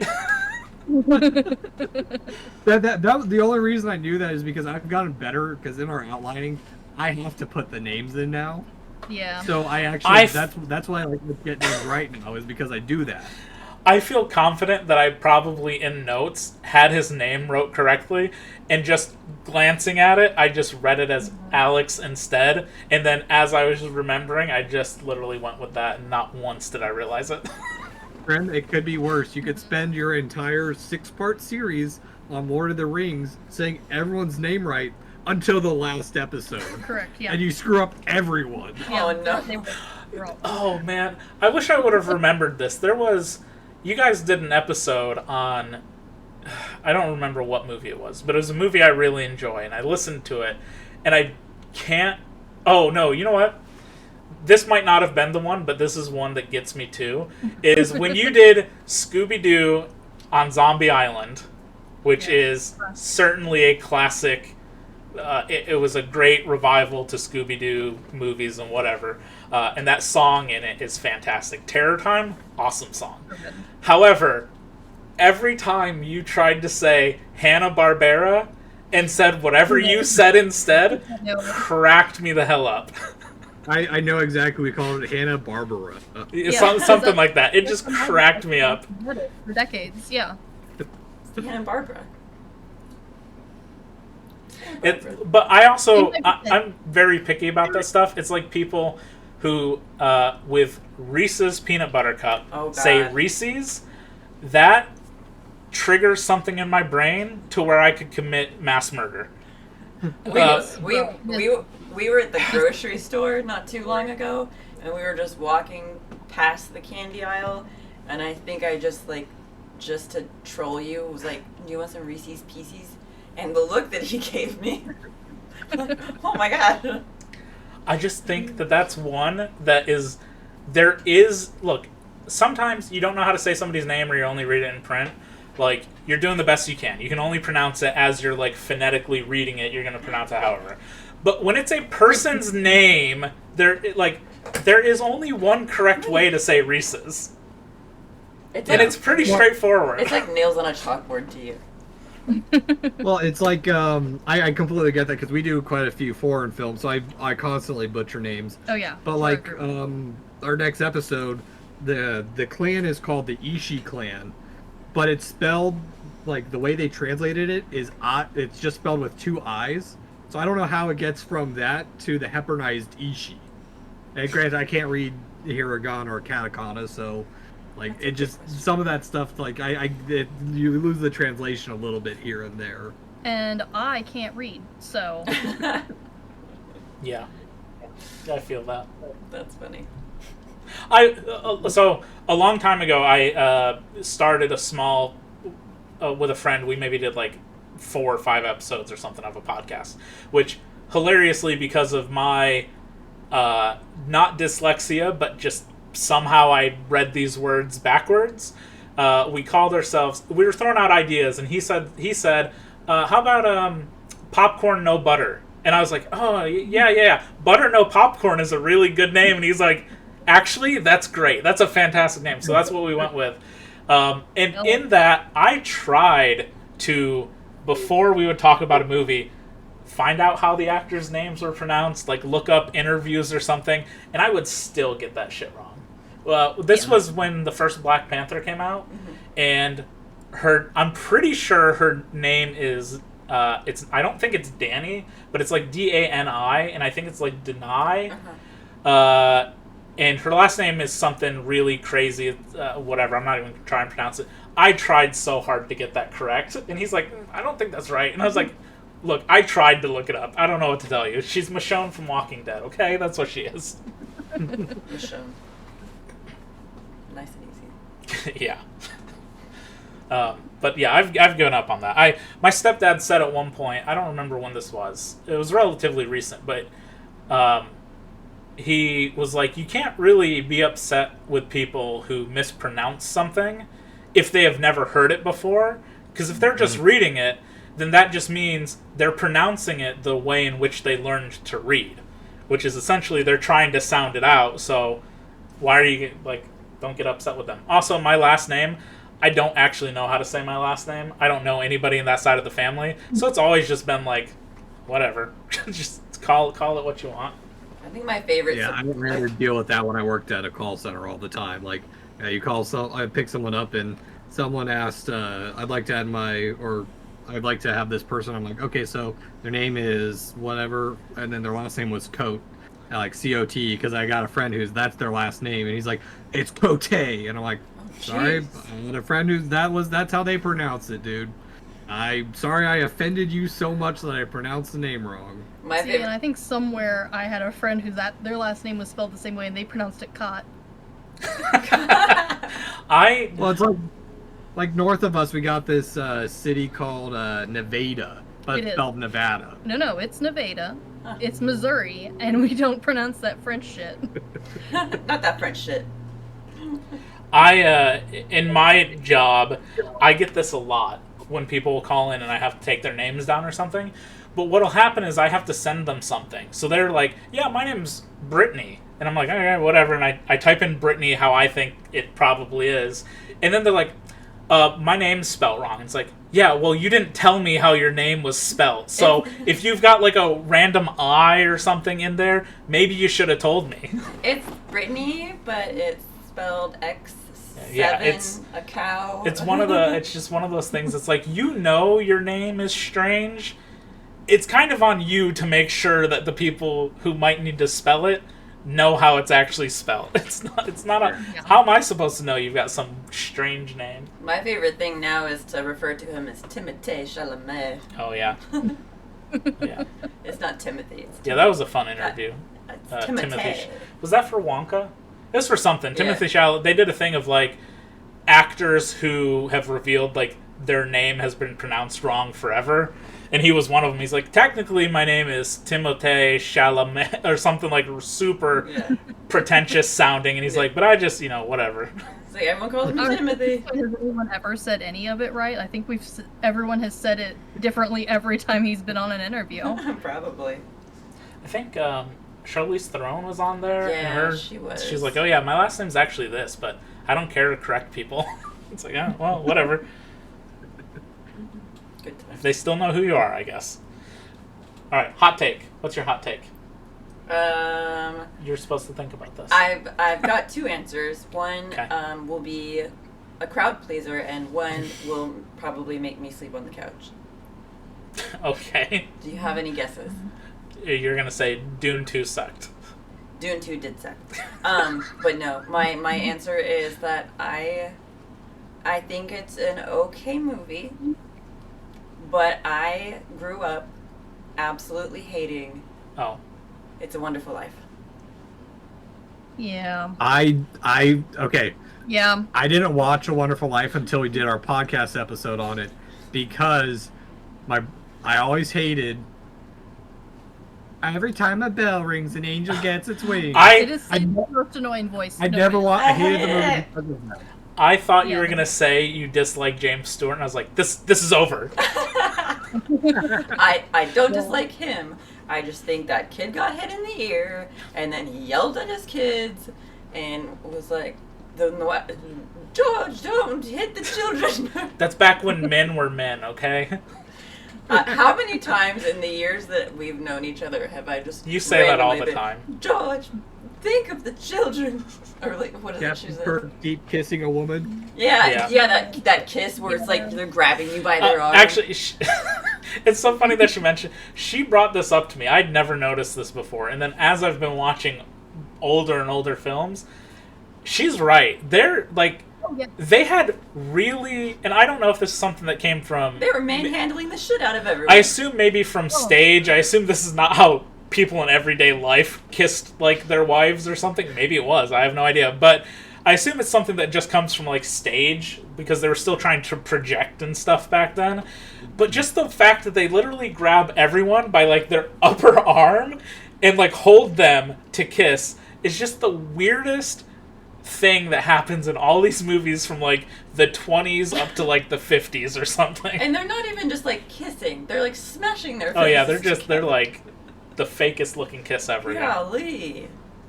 I do think the kissing is probably definitely left over from stage to an extent, and like definitely from silent movies, because those ones you had to have like this longer pause right before the kiss to like have time for the card to come up and say like, "Oh, Jeremy, I love you," and then like cut back to them. But I do think that the like overly touchy manhandling thing was just like a thing of the like time period past. 1 million%. Because I have worked with older gentlemen who are always just like grabbing you to like shift you around. You're like, I work at a desk, George. Stop. George, think of the children. It's just, I forget when you mentioned that to me, but she mentioned it, and then we watched like Double Indemnity once, and I was like, oh my god, he is doing it every time he talks to this woman. Yeah. He's grabbing her. Come here. Unhand me. Damn. No, Yeah. And like they do it to guys too, but I do think in the movies it's very much like, all right, lady, stand over here. And I've always wanted that to be like a movie thing because I grew up watching like crazy old movies, Right. Because that's what my grandparents liked, and so like we weren't watching kid movies at their house, we were watching John Wayne. Right. But then like the more I hung out with old people, which is a strange phrase to say, but I hung out with old people an awful lot growing up, and like they were so handsy, and there was like a grip. There's like a death claw talent grip to especially older gentlemen, and I don't know if it was like the firm handshake thing just really got embedded in that culture, or if it was like. Well, it's interesting you bring up culture because now that I'm thinking about it, you see it in a lot of like, and I'm going to reference Japanese films because it's a lot of my references, but you see it over there too. So I wonder if it's just something that did translate Like, from the yeah. silent era, from stage plays, that's how it was done, and it just got carried over, kind of like how like the transatlantic accent was the accent that everyone spoke with at the time because that's what was radio. So television or movies were an extension of radio. So I like the idea of you like going on your very first date and the guy like walks you to your door and you're just like, all right, this is where you like rattle me, right? You just grab me by the arms, smash your face into mine. It's so romantic. It's so romantic. You're like, oh, it didn't happen. Wild. Chris, do you have a hot take? I do have a hot take. My hot take is that I find Jim Carrey's face scary. Is there a particular reason? Is it because it's made out of rubber? Oh my god, that I was think hilarious. because it's made out of rubber, and much like a small infant child, I find that terrifying. Because like the movies that he's in, like theoretically I should enjoy the humor in them. Like they're usually slapstick, they've got that 70s to 90s-esque humor where it's very brash, it's kind of over the top. The jokes are very like one-liner sort of humor. And normally I do enjoy that sort of stuff. Like it's just when his face is on screen, I don't enjoy it. And it's nothing to do with him as a person. Like every interview I've seen with him, I'm like, wow, he seems like such a smart man. He seems like he's like thought this role through an awful lot. I just really, he's much like how babies look at some men with hats and beards and cry. I look at Jim Carrey and I'm terrified.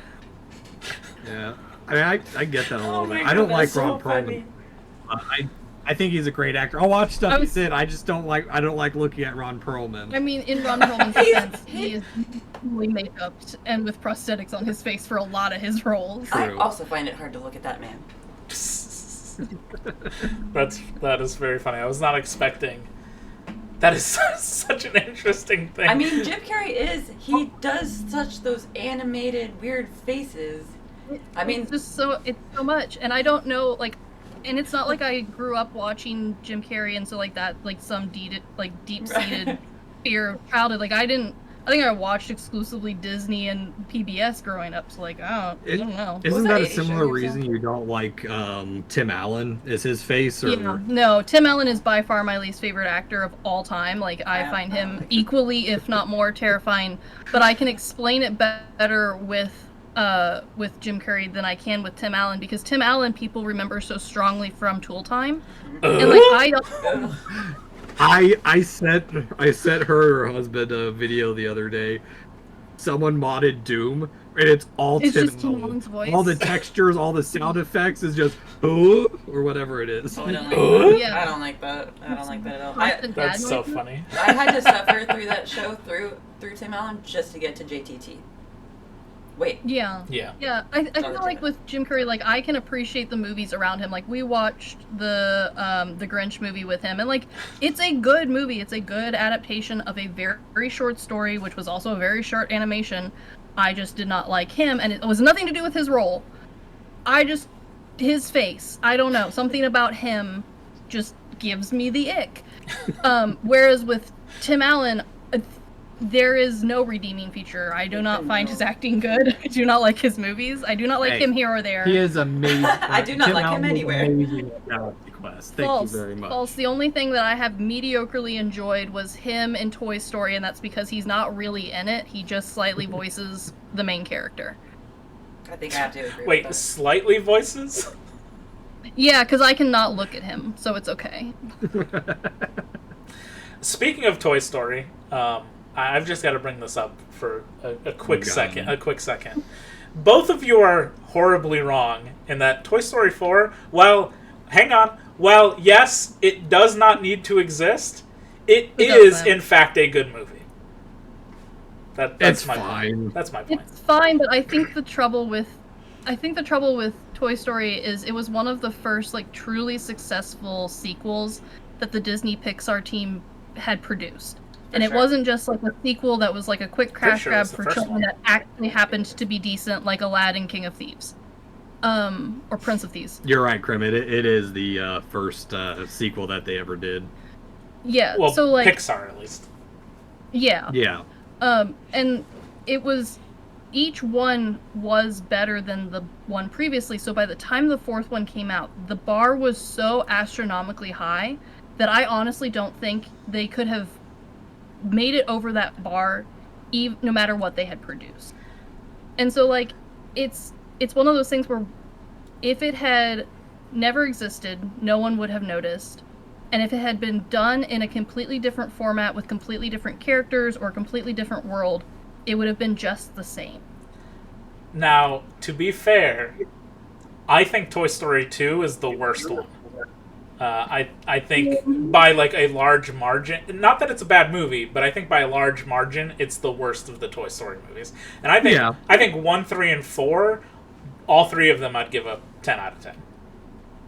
Yeah, no, I agree. I mean, we bitched about in Toy Story 2, just there's parts of that movie that we get why it's there. It's kind of world built expanding, but it really goes nowhere. Like the whole Zurg bullshit, like. It was cute, but like they had already talked so much about why the toys were the way they were. It was just backtracking for no reason. Yeah. Yeah. And then, what was I going to say? Oh, yeah, just really quick speaking about Pixar sequels. Look, if Zack Snyder is made Rebel Moon Part 1 and 2, which is just Space, Seven Samurai, and he's getting like 6 more movies, I want a Bug's Life 2. I'm just saying. Yeah. Bug's Life is also just Seven Samurai, but it's I better. think the only thing that really hurt Bug's Life, though, was they purposefully made certain aspects of Bug's Life look a very specific way, right? Because they didn't want it to be ants, they didn't want it to be bullies. They wanted it to look like a Pixar film, but with a little different edge, and they also needed it to fit into Animal Kingdom, because they knew it was going to be a star attraction at the time. And so, because of that, they shot themselves in the foot, because some of those characters are just fugly. Hey, now, I like the butterfly caterpillar guy. He's a little chunky butterfly. He was the only one I thought was cute. Yeah, I hate Rebel Moon so much. Like, they're bad. They're so bad. Did he have a Swedish accent? Only reason I stuck with it was just to say, one, I don't not finish movies. Like, that's just something I don't do. But also, the only reason I stuck with it was Sophia Botella was in it, and she was sweaty. That's the only reason I stuck with the movie, too. Honestly, yeah. Understandable. Reasonable. There's never been a movie that you just said I couldn't finish this? I don't know. The only time I've not finished a movie is because I'm watching it with someone else, and they don't want to finish it. I was going to say, I've not finished movies, but it's usually because my husband comes in and is like, hey, you're rewatching Men in Tights again for the 18th time this month. I'm going to watch my TV show, The Boys. And I'm like, I do not want to watch The Boys. Goodbye. That's fair. I don't think I've ever not finished a movie. I don't think there's anything I've just ever turned off and not finished. I feel like I've turned off some movies. Remember, I did tell you that I turned off Magic Mike. I did the red box, like the pick it up, and like physically, was it red box? Yeah. Pick it up and I put it in like 5 minutes. I was like, no, and then I packed it up and I returned it, and then like a year later, I watched it again and I was like, yeah, it was okay. But Magic Mike 2 was great. So. It was actually really good. Yeah, no. Magic Mike 1 was really, you just needed to fast forward to the dancing. Yeah, they wasted too much time. But I have walked out of a movie theater. I've never walked out of a movie theater. I walked out of a movie theater because I thought that the movie called, I think it was Eyesight or eye line or something. I thought it was a metaphor, and it was an entire horror movie about a guy that collects people's eyeballs, and that is on my zero tolerance policy. Understandable. And so I definitely walked out of the movie theater, but I think usually it was like another guest was making the experience Oh yeah. to the point where like we're gonna leave, and I will now unfortunately wait for it to come out on Redbox, and we'll stream it or borrow it. Actually, I have now walked out of a movie thanks to somebody. You better It's your fault. choose your words wisely. It's a combination of her fault and also AMC's fault. When we went to see If Thursday, like we usually do, for whatever reason, their projector was going crazy. The movie played perfectly fine for about 20 minutes, and then the screen split in half. And it was weird, and I told them to go fix it, and it took them about 20 minutes to fix it. And then once they did fix it, they set it back to a certain point in the movie, but they set it like 30 minutes forward instead of setting it like 20 minutes backwards. Then they tried to rewind it, and it took them like 15 minutes or so to rewind it, and they rewound it too far, so we had to rewatch like 10 minutes we've already seen, and then by the time it actually got to a part we hadn't seen, it split again. And then at that point, we were already there for like an hour and a half, and it's like the movie would have been ending in like 10 minutes, but we still have only seen maybe 40 minutes of it. And then she was like, all right, I want to leave. And I was like, sure, I guess I'll go see it. I'll sneak out of work a little early Friday and go see it. And then I went and watched it by myself on Sunday. So And then she went and watched it by herself. So I made up for it, but now I'll forever be tainted of I did walk out of one movie. We all have to have. There have been a few movies that I've felt like walking out on, but I didn't. I feel like we were pretty close to walking out on Resident Evil because of those kids. No? No. I hated those kids, but no. The movies I was closest to ever just like feeling like I want to leave is the movie Observe and Report. Terrible, awful, not funny, bad movie. Rob Zombie's Halloween 2.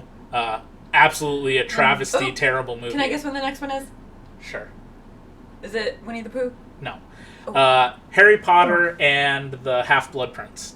Because as somebody who doesn't read the books or didn't know much about the books, I could tell that movie was only telling like half of a story. And it just did not work for me. Mm-hmm. Yeah, there was a lot you needed to just fill in on your own, in general, in Harry Potter. Blood Hunt? No, the Blood and Honey movies are awful. But no, I didn't feel like leaving. Oh, that Winnie the Pooh. I was thinking the Ewan McGregor one. The Christopher Robin movie? No, I like that movie. I was imagining the original Halloween edition, Winnie the Pooh and Spooks on You. That's actually, that Christopher Robin's one that I haven't finished because we started it at your guys' place at like 10 o'clock at night. And you're a little bitch. You thought you needed to drive home. Yeah, no, I'm really tired. Your husband was falling asleep. Oh, he does that anyway. That Christopher Robin movie, if it focused solely on Eeyore, would be a 10 out of 10. Eeyore's portrayal in that movie is phenomenal. Actually, pretty much all the characters are great in that movie. With Eeyore. I do resonate with Eeyore. It's a spiritual level. Yeah, I believe it. If I had a spirit animal, it's Eeyore. He's not even real, but it's him. I believe it. Thanks for noticing me. That's how I feel sometimes. That's true. Okay.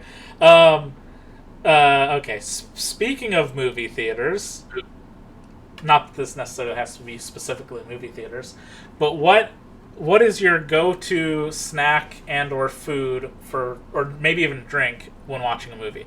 Now, I know for Lads Night, you're always playing Master Chef over there and creating food that somehow has something to do with whatever you're watching, or just is a random recipe out of your crazy books that you have. It's all just random recipes usually. Yeah, I don't know. I don't really eat when I watch movies unless it's like I'm watching something over dinner. So it's not. I don't really have like a go-to, and I don't really like popcorn to begin with. I know travesty for movie people like.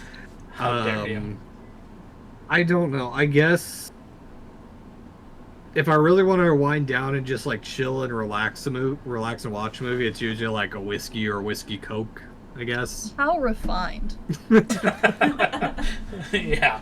Classic. I don't know. Well, for a while we were doing martini. When we went through all the Bond movies, I was doing a different martini or some type of cocktail for those movies. But I don't know. I guess. I like that. Yeah, I guess. Or yeah, whiskey Coke, I guess, is my kind of go-to movie drink. I think if I'm going to watch a movie at home, I definitely am a like dinner with movie sort of person. I usually like sit up so that I have, my whole dinner, have my drinks, so I can sit and watch the whole movie without really any interruptions. But I don't like to eat at theaters usually. Like the dine-in theaters, I don't think have ever really been good. I'm usually either interrupted during the movie or the food's not very good or it's not what I wanted. But the movie's going, so I'm not going to bother pushing the button. However, I still, to this day, firmly believe that you should bring your own food into the theater, even if it is illegal. Sneak it in your socks, I don't care. Because sour gummy worms should not cost $8. No. I'm going to the Dollar Tree beforehand. I'm getting, like, peachy rings. I'm getting sour gummy worms. I'm getting a thing of M&Ms. I will say, Amen. Alamo Draft House has good popcorn. They do have good popcorn. Like a herby butter popcorn. They do have good popcorn, but I've also recently just... And I say recently, it's been, like, the last 5 years. And, like, it started before COVID, but, COVID solidified it for me. I realize I don't like going to the movie theater. I don't like the air conditioning. I don't like other people. I don't like how it smells. The food is not what I wanted. I'd rather wait for it to come out at home and watch it there. So, for the most part, I'm making myself a luxury dinner with peachy rings that I didn't have to smuggle in. That's a very fair argument.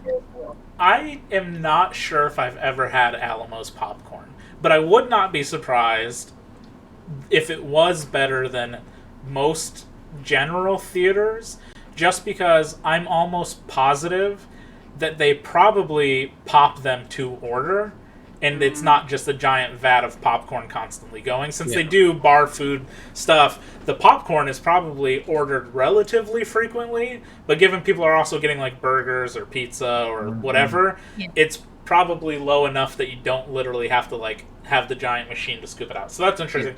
I do, because I'm part of their thing, I have a free popcorn I've never used, so maybe next time I go I'll see. Alamo is still like my peak movie theater experience, and all the food I've had there, and I don't get to go to Alamo that often.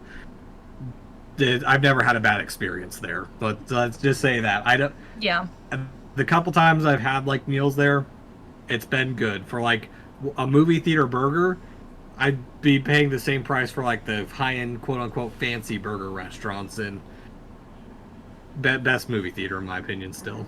Yeah, if you're gonna make me go, their food's definitely the best. Yeah. Yeah. I think they probably are. I go to so many movie theaters. So I've been to many different dine-in ones who generally all the food is basically bar level food. But yeah, I think probably Alamo. I do think they've got the best pizza. They probably do have the best burger. There's a chain down here. I don't know how spread out other places are, but they're called Studio Movie Grill.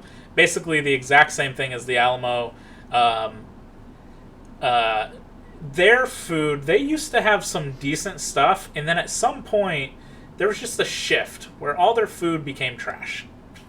And I don't know what it was. They had like really good honey mustard at one point, and then like a handful of months went by, and I went and I ordered the stuff, and I was like, oh yeah, honey mustard. And I tried it, and I was like, this literally just tastes like mustard. There's no way this is honey mustard. He's like, no, that's the honey mustard. I was like, then you guys have like diluted the shit out of this, because it tastes like generic mustard. But I don't go there often anymore, because look, now we're signed up for AMC's Premier or A-list membership. I'm signed up for Alamo's Premier membership. I'm signed up for Cinemark's Premier membership.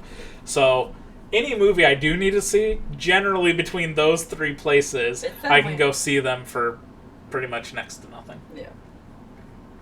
Yeah, and I think ours is I don't know if the big movie chain around us has a lot, but there was another theater that opened up in near downtown Bentonville that they when they were opening it, they promoted that, hey, it's going to be like kind of artsy because we have the Bentonville Film Festival down here. We're going to support it. We'll be part of the screenings and stuff. And like for the first couple months, they had some interesting stuff. That's where I actually got to see Loving Vincent. And since then, they don't really do a whole lot. And their food quality has dipped real quick. Like the last 2 times we went, they didn't. I don't think they really marketed it that they have a limited menu up until like Thursday, up like Monday through Thursday, and then Friday, Saturday, Sunday they have full menu at certain times through the day. So it's not even like, hey, we have menus for us. And then the only AMC near us is like 30 minutes south in Fayetteville, and then unfortunately, I've learned the news that they are delaying opening the Alamo. That was going to be about 20 minutes from us because they're waiting for interest rates to go down, and I'm really pissed off about that. The closest Alamo to us is 2 hours away. An hour from you, but 2 hours from me. I'm gonna say, and we used to have because I live much farther north. Like, we used to have a film house, but unfortunately, they announced their closing recently, and like they had food. It wasn't necessarily like you eat while you watch the theater sort of thing. You came before, you could have food. They also had board games, and then they'd have movie nights. But unfortunately, they announced their closing recently, and all of the other 2 movie theaters that are up by us, they don't do food at all. They just do popcorn.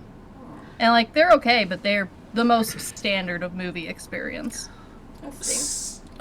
So I am very much a supporter and vocal proponent for going to a theater to see a movie. Not that necessarily every movie is worth seeing in a theater, but I'm very much for like the experience itself. However, I am very aware that just by happenstance, we happen to live in an area where I could throw a rock and hit about 7 movie theaters. Our local theater, we can walk to in 5 minutes. It's literally right across the street. Right across the street from that is actually another theater, but it's like an arcade, movie theater, bowling alley thing. I've not been yet because they recently just opened up, so I don't know what the whole like vibe or experience there is. The closest Alamo is about 15 minutes away. 2 more AMCs are within like 15 minutes away. There's 2 studio movie grills, probably within about 15 minutes. There's 3 Cinemarks that are within roughly about 15 minutes. So we're literally just in a... Oh, there's also the Angelica, which is... the Angelica Film Center is definitely more art housey movies. Indeed. There's 2 of them within about 30 minutes. Yeah, so there used to be a Chinese theater or something, but they closed. And I kind of am upset that they closed because I did want to go there and like...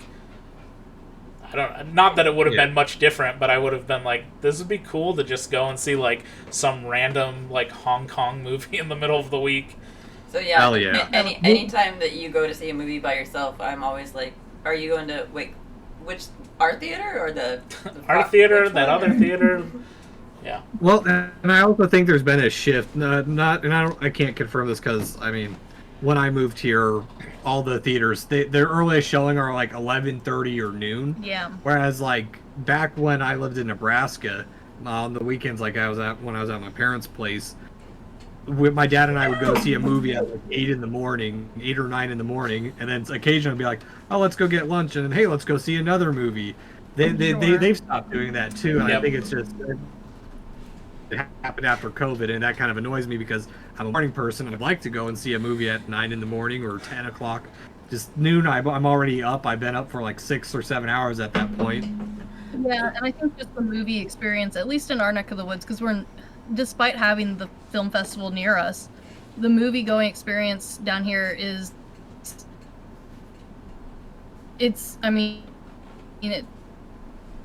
it's almost not pleasant, which is unfortunate because I do remember going and enjoy. It's like the AC's on full blast. There's no food. If there even is popcorn, because half the time if you go before like 6, they haven't really turned anything on. And like you got your sticky floors. You're definitely watching with like 2 or 3 other mice sitting next to you. Oh no. So I do think that, and I'm hoping that changes. I do hope that like the interest in going to movies spurs like more either small places or more like big chains to like finally start updating and like making these places nice again. Because yeah, it is a huge reason why I don't go anymore. That's why I was excited for at the Alamo Draft House being 20 minutes from me. That would have been nice, but no. No. I have to shout this out because I haven't gone yet, but I need to go for the experience. Just shout out to Sugi Logic real quick because there is a Marcus Theater not super far away, and he only says how terrible they are. And I know. I've been there. I went and saw X with him. Yeah, I really want to experience a Marcus Theater for myself, and there's one not terribly far away. Really? Yeah, Marcus Theater is the big chain that's in that area of Nebraska. I mean, I went to college. I went to the same college as Sugi, so like that they have like, I guess I didn't know about the third one, but yeah, there's 3 Marcus Theaters there. Up where my parents are at, there's 2 or 3 as well. So Yeah. All you fancy college-educated people. Everybody on here, I gotta find somebody who like dropped out of high school, and then I'm like, yeah, I beat you. You need someone to be lower on the totem pole. Need somebody just to be slightly under me. So funny. I've got it on my bucket list. I'm so jealous of him because I've never been to a drive-in theater. Oh yeah, there's a drive-in theater not far. I keep telling you, I will take you to the drive-in theater if you want to go. It's not far away. yeah, the Alamo was taking up. We used to have a drive-in theater here that closed down. That's why the Alamo Bias was going to be the first drive-in Alamo theater because they were just taking a slot that was already there. I will say, if you can't find a drive-through near you, a lot of local pools will occasionally do like the float and watch a movie thing, and it's almost the exact same experience, but like in a floaty. Ugh. It's fantastic. Almost the same experience, except now you're sharing a body of water with a bunch of people. I'd be okay with that. That's I don't know. true. Could be worse I than don't me know. sharing it with fish. You could be sharing it with fish. I'm sure the Yeah. lake around here does movie nights too. But I just want to touch on this really quick because you're not wrong about the movie theater thing.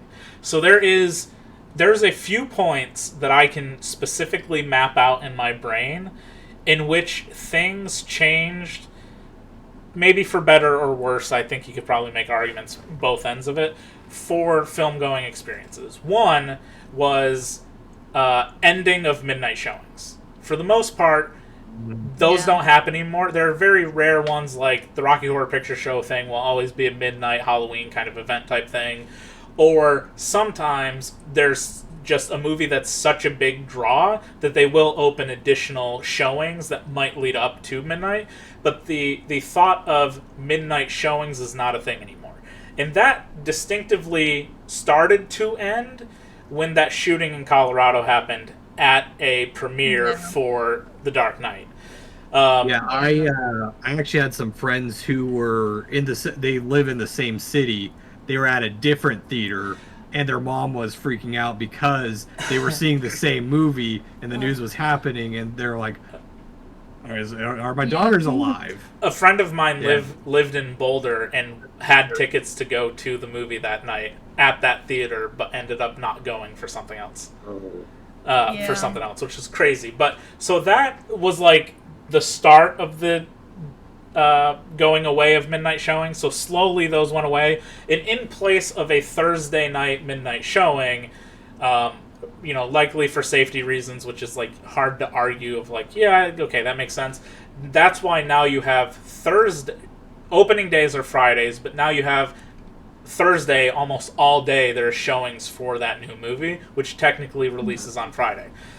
So that was the switch over there. The next part is kind of like you said, after COVID, there's a couple things. After COVID kind of shut everything down, a lot of bigger chains will now not risk showing what might be considered a smaller release, and you'll just see saturation of the newest Marvel movie, the newest Disney movie, the newest whatever. Like the couple midnight screenings that I remember I went and saw too, that would definitely fall under that little screen, that lesser screening.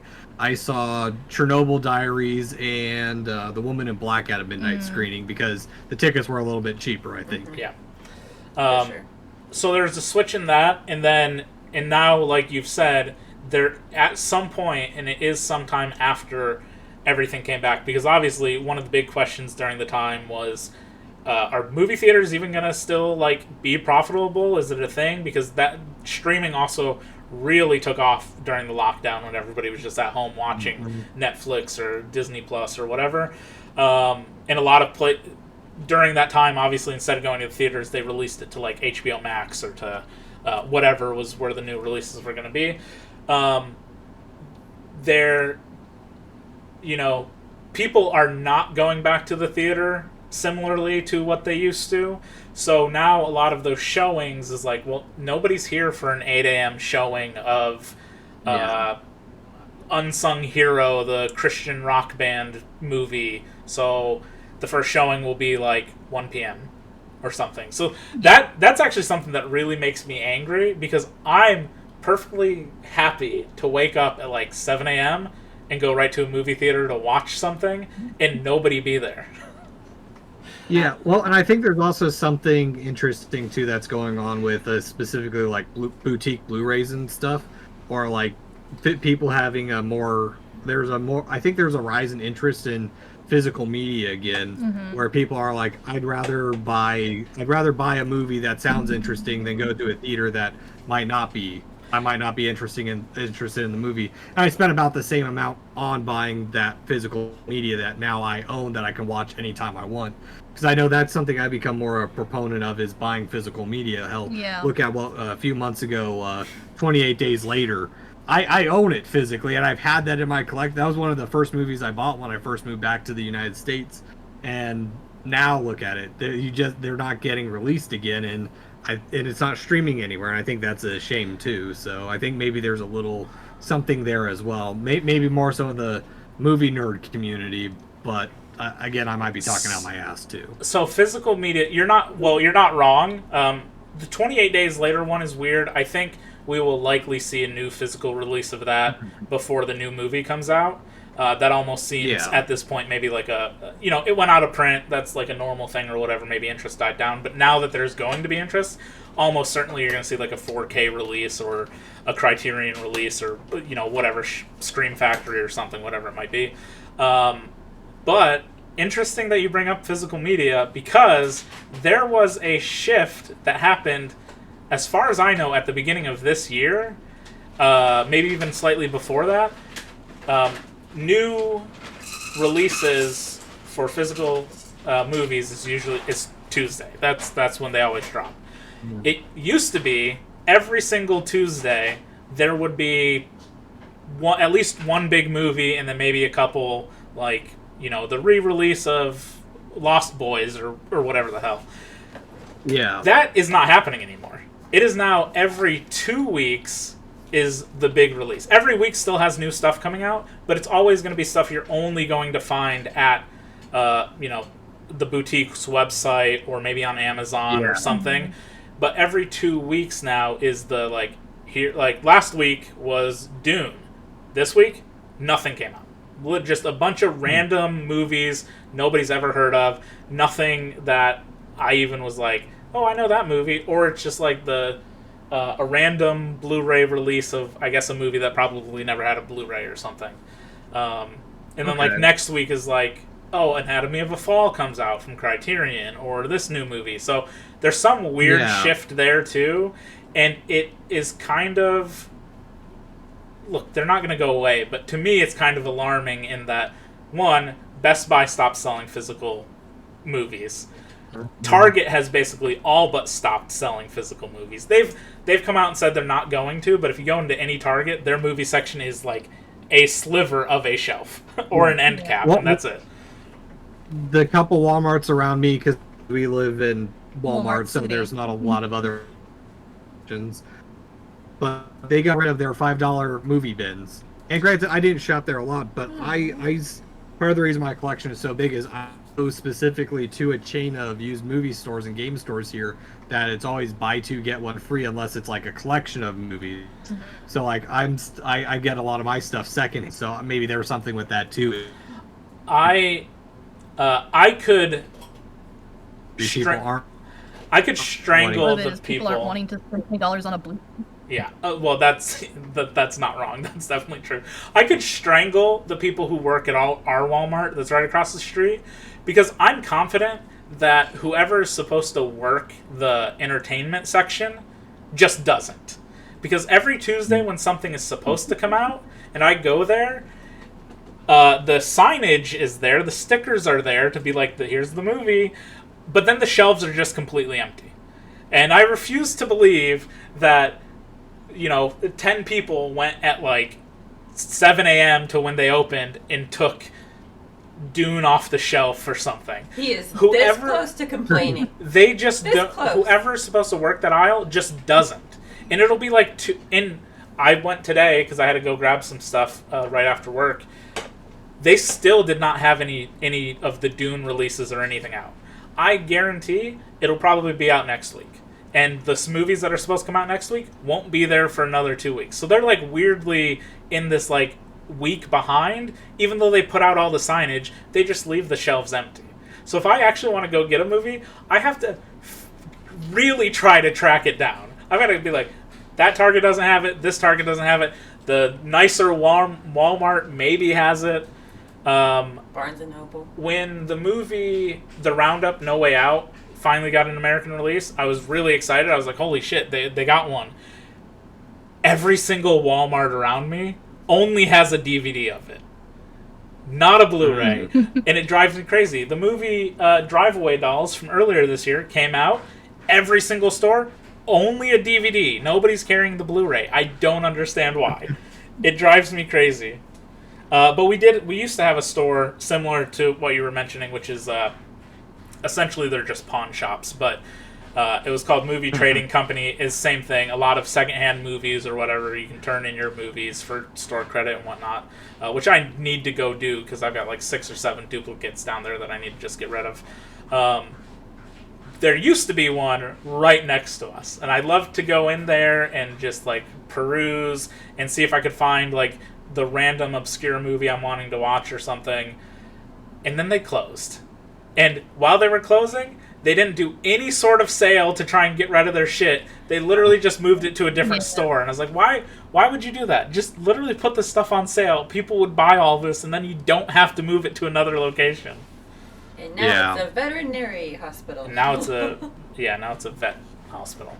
Which is not bad. That's a good thing to have close by. It's not movies. Shame. Movies are death. For real. Animals, I guess.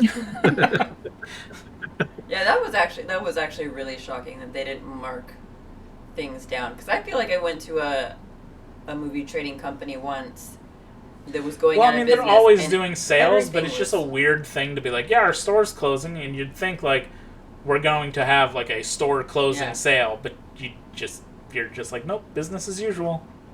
No. Okay, weird. Like, people aren't buying this shit anyway.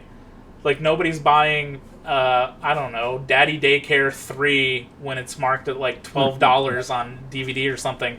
Maybe if you'd just be like, hey, store closing sale, all these DVDs are $1, sure, maybe I'll buy it.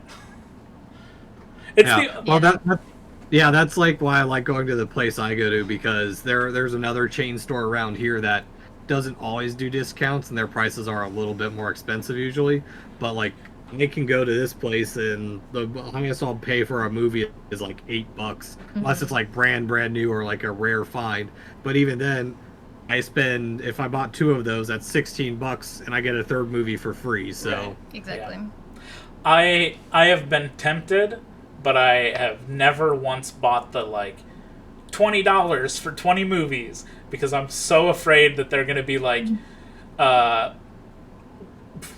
Workout 27 with friggin' Paul Abdul or something, and it's going to be like, no. One of those blind boxes, or blind bags, you mean? Yeah, just a random mix of things that's like, nobody's buying these things, take it. And it's just going to be exercise videos and like random compilations of like, here's 6 westerns nobody's ever heard of. 2 hours of Susan Sarandon using one of those Thigh Masters. I'm just too afraid of what it would actually, what would be then. Kat, stop jumping over there and making it look like we're going through an earthquake. We're not in an earthquake. She's the cat so is annoying. very fat. And she's very large. Okay, we can start wrapping this up. It's been a while, but we'll end it with this one thing, because I'm curious. What is a movie? What is like the one movie, or maybe you can say a couple come to mind.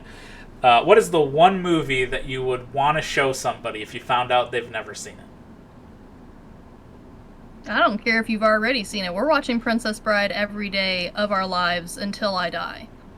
I legitimately have 6 different copies of Princess Bride, and none of them are duplicates. I have like 2 different VHS copies. I have the Criterion version. I have a DVD version. I have a like Blu-ray anniversary version. Like, that movie is my favorite movie by such a long shot that, like, I don't care if I'm having a good day. I don't care if I'm having a bad day. I don't care if you came over thinking we were going to be watching Indiana Jones or Jurassic Park. Surprise, too bad, we're watching Princess Bride. I would certainly take Princess Bride over every Indiana Jones movie. Sorry. Look, I think Indiana Jones is fine. Temple of Doom is a terrible movie, and that's that. But he's hot. That's one of my hot takes. Is Temple of Doom is a bad movie. It's not one of the better ones.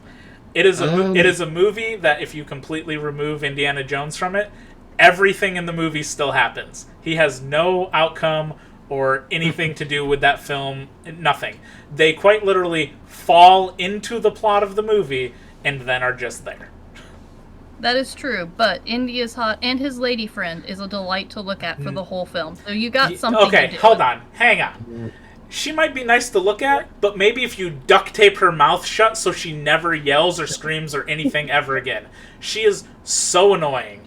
That movie, it's so awful. She is terrible. Ooh. God, I don't know how people think that's the best one. It blows my mind. No, you got nothing on The Last Crusade. I agree. I think The Last Crusade is the best one. I like that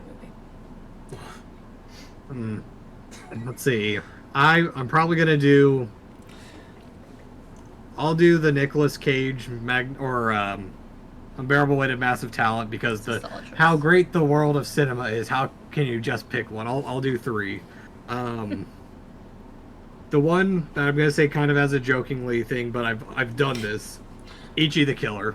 Hands down. Somehow I knew. You physically met a group of friends and went, "We're watching Ichi the Killer," and now I have to vet movies before people come over to your house.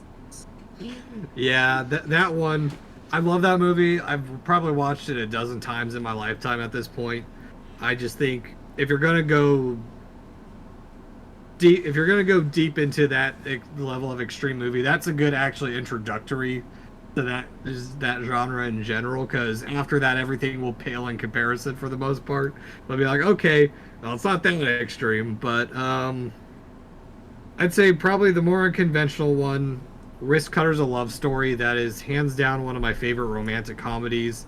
It's a bizarre movie that I think it's heavily overlooked. And most people I bring up and I tell the plot of it, it's dude commits suicide and then wakes up in a world where everyone else has done the exact same, and he meets a girl who says she's there by accident, and they go on a road trip to find the main dude's girlfriend, who he finds out did the same thing a few months after he did it. It's very bizarre, it's cute, it's charming, and a lot of people I don't think have seen it, but once I have them see it, they're like, yeah, that was a lot better than I thought it was going to be. And then, oh God, the third one, probably Alien, just because it was like such a big, important movie in my life, and I just love that movie so much. It started my love for horror and everything. If someone hasn't seen it, it changed science fiction and horror films, and it changed horror films in general. I think it had more of an impact for me, and in my opinion, than Jaws really did, because now Jaws, it's like, oh, it's a shitty shark. Alien still holds up, so. How dare you insult the shark that So, way? are you claiming that How dare you talk to Bruce Alien like is that? the reason we don't go back to the moon? It scared everybody for so long from going to space? No, that's Iron Skies, because we know there's space Nazis on the dark side of the moon. True. Sure, that's the movie that did it. Did you have a list? I did. What? All right, let's hear it. Well, I also realized that I forgot something that I was going to say that I thought was overrated. And then I thought that was funny because we talked about it. Moulin Rouge. Wait, you think Moulin Rouge is overrated? Underrated. Oh, what? Yeah. No. No. So... No. There's no world in which that movie's underrated. So, I think that my recommendation, I think I'm drawn between two. Do you have any idea which one? I guess on one? I swear to God, if you say Moulin Rouge. It's not. Not Jurassic Park? Titanic. Well... Not Titanic? Okay. Guardians of the Galaxy. I have no idea. Triangle. Oh, Triangle. Okay. Is something that I feel like not a lot of people know about. You didn't know about it when I met you, and I got you to watch it, and you liked it. It's on my list. You've gotten me to see it at least twice. Twice. So. Love that movie. I don't remember how I came across it. And then, actually, no, I do remember because my second choice would be Lake Mungo. Lake Mungo. So there, my favorite genre of movies is horror, but my favorite subgenre is like found footagey, mockumentary kind of stuff, and that one, I had never heard of it before. I didn't know anyone that had ever heard of it before. Another one I got you to watch, and you did like it, which doesn't happen often anymore. Yeah, I mean, I like know, like, strong. I need to go back and rewatch Lake Mungo because I didn't like it the first time, and I was much younger and early into my film watching career. I only know about that one because it was part of like 8 Films to Die For or 8 Films to Kill For, one of those like the box sets. or the Midnight Horror collections. Definitely. Yeah, I think both of those. I was like searching like lists of movies, like scary movies that were also psychological that I had never heard of before. And I both found them, and pretty much any person that I've met, I've forced into watching those movies. And then you wonder why you complain that anytime you show me a movie, I don't like it. It's because you pick bad movies. You like both of them! Triangle, I think, is fine. I don't know how well it holds up on a second watch, but for its time, it's fine for what it is, and it's got a Hemsworth in it, so that's something. And then Lake Mungo is just a... Lake Mungo, I honestly don't remember, but I feel like I probably thought it was fine. Well, okay. Fine from you is like 5 stars for me. Because you poo-poo on a lot of the things, a lot of the movies that I She loves to tell me how much I hate movies that she shows me. Moulin Rouge is amazing! No, it's not. It's a bad movie. It is actually. Yeah. No, it's fine. It's terrible. It's so bad. Baz Luhrmann could... Oof. Oof. I'm only in it for Ewan McGregor. Moulin Rouge is the exact same scenario as Phantom of the Opera. If you liked the stage version, you will love the movie. If you didn't like the movie, you probably still need to see the stage version. I've been thinking about trying to get him to watch the Emmy Rossum. Is it Rossum or Rossum? Phantom of the Opera, but I don't know if I can because if you shit on it, I won't talk to you for like 3 days. She says that about every single movie. I think that's one of that's the clip I used for when we talked about Dragonheart. Is you were like, and if you shit on this movie, I'm never talking to you again. And I think I paused for a second and then went, I guess we're never speaking again because this is not a good movie. Did I make you guys watch the Dragonheart Vengeance before you guys did that review? Or? Yeah. Yeah, that's the worst one. I just care that they put a little bit of the music in. That was the most important part. Oh, God. I almost feel like I need to watch all the other ones at this point. You don't. It's okay. Yeah. Reign of Fire is an underrated dragon movie. Yeah. Reign of Fire is a good movie. That's a fun movie. God. My movie. What would I show somebody if they've never seen it before? Yeah, there's so many movies to pick from. I don't want to steal one that I first watched because Nicho showed it to me. I don't want to pick any of those movies. So Once Upon a Time in the West is gone. 12 Angry Men is gone. Can't do any of those. Yeah. 12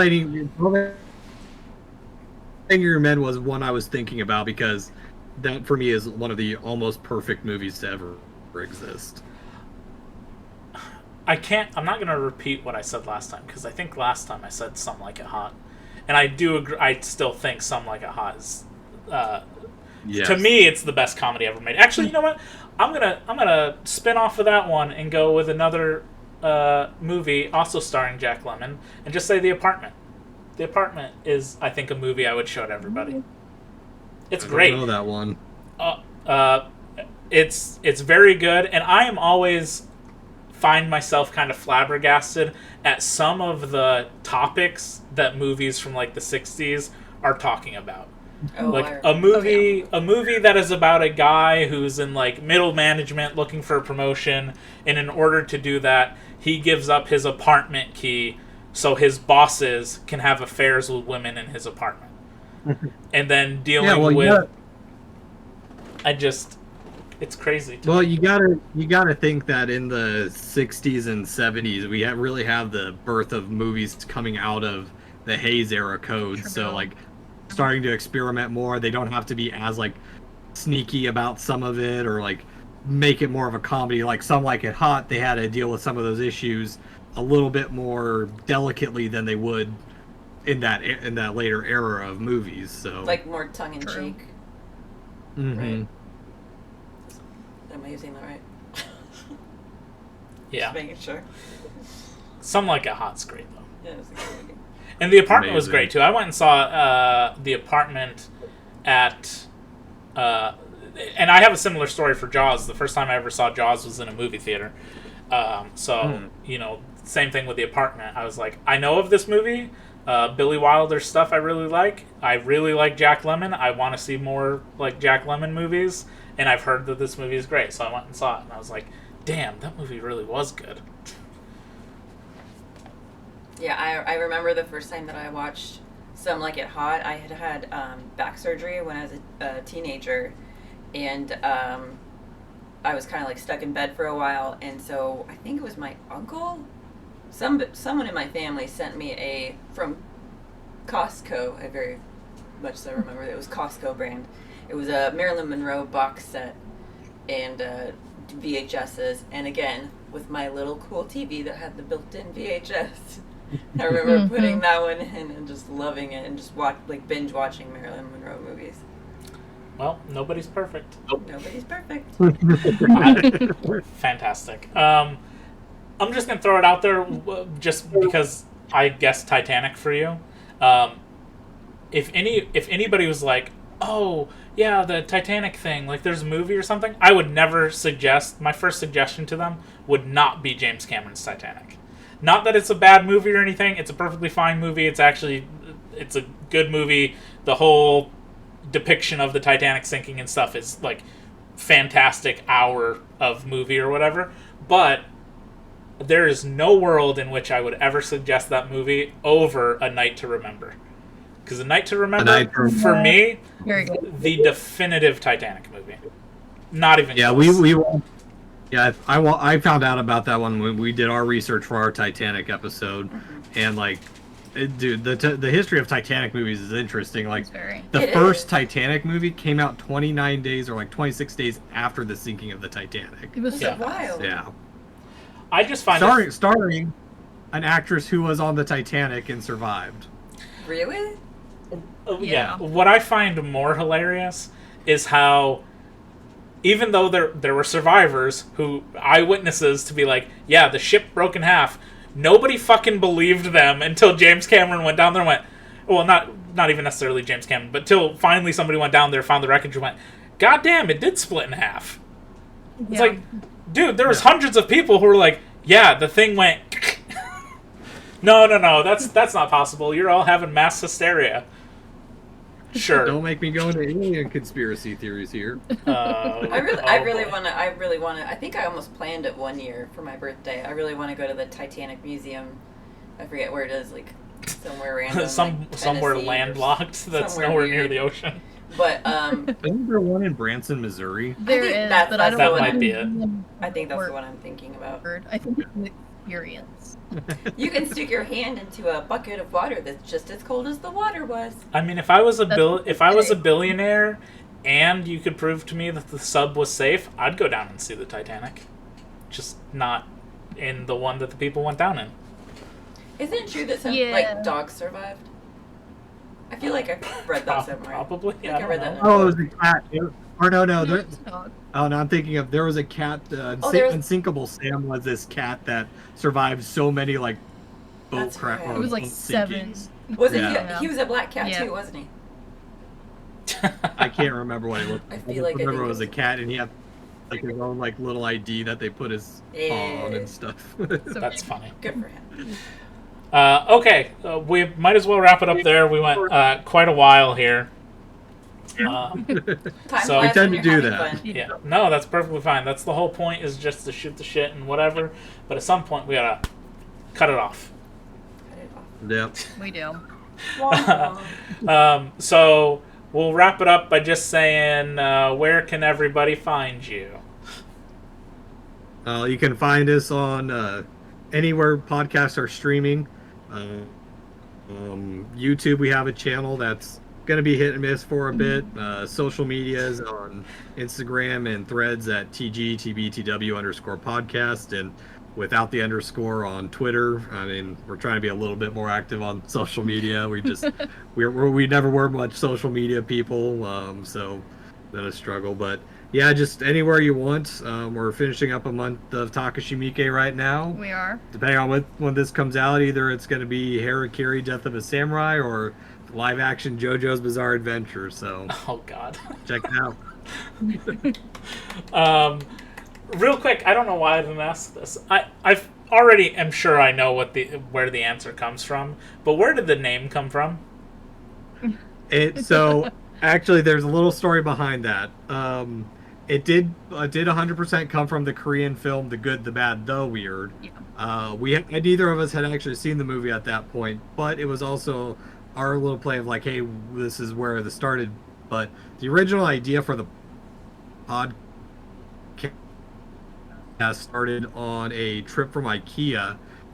Back down, Chris and I were talking about like, I was either going to get into game development, or I thought about doing podcasting and didn't want to do a true crime one.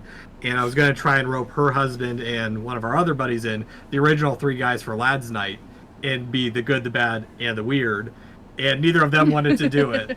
And then so Chris had something that fell through with one of our other friends, and that's where that all started. So it started from an idea of us being a trio of guys talking about movies to just us, and the name just fit perfectly because it was we ended up seeing the movie before we started recording, and it just fit perfectly with everything we were doing. So yeah. It does come from a Korean film, but also our interest in westerns and just everything having to do with cinema. So That's awesome.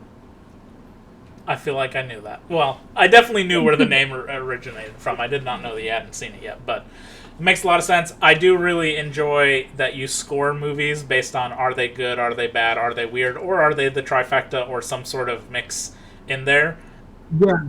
Yeah, we started like doing the numbering system. We just didn't like it. It didn't fit with what we thought of movies, and because movies are much more than a scale system. Because if you put it on a scale, our favorite movies are in the 5 and 6 star range for the most part.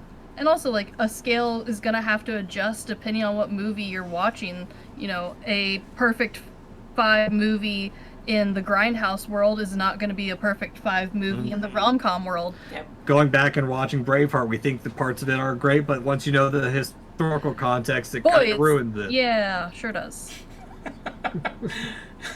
And that's why you do like Ridley Scott said and get fucked, touch some grass. Yeah. Correct. Who cares about historical accuracy? Just enjoy the damn movie. Except the Napoleon movie's bad. Sorry, so whatever. Anyway, yeah, check them out everywhere. They even listen to podcasts and everything. It's a good time. They do watch some crazy weird movies sometimes. Yes, exactly. But it's a lot of fun. Check them out. Follow, subscribe, whatever you got to do on Threads and Twitter. I don't know. I don't use either of those things. It's called X now. Yeah, whatever. I have an account. I have maybe tweeted a total of like 100 times ever in my life. Or X'd or whatever they call it. I don't know. But thank you for joining us. It was a lot of fun. And yeah, Thanks for having me. Thank you so much. This was so much fun. Yeah. I look forward to all of the weird movies that you're going to be watching and talking about. And I guess maybe I should go watch we've got we got a handful planned. Yeah, definitely. Look, you already worried me when you were constantly posting, like, I'm watching this Jesus movie and this one. And I was like, oh no. Oh no. That was her doing / kind of my curiosity. Well, me watching all of them was my own fault. I was gonna say, I did not force you to watch all of those. I only implanted the idea that maybe you should see what stupidity is over. I can only take so much Jesus at once, so. All right. Hard pass. All right. So goodbye, everybody. Follow, like, whatever the hell you do. I don't know what I'm talking about. Hit the thingies. Hit all the things. Do the comments and stuff. That's how algorithms work, right? Okay. Goodbye. Bye. Peace. Bye.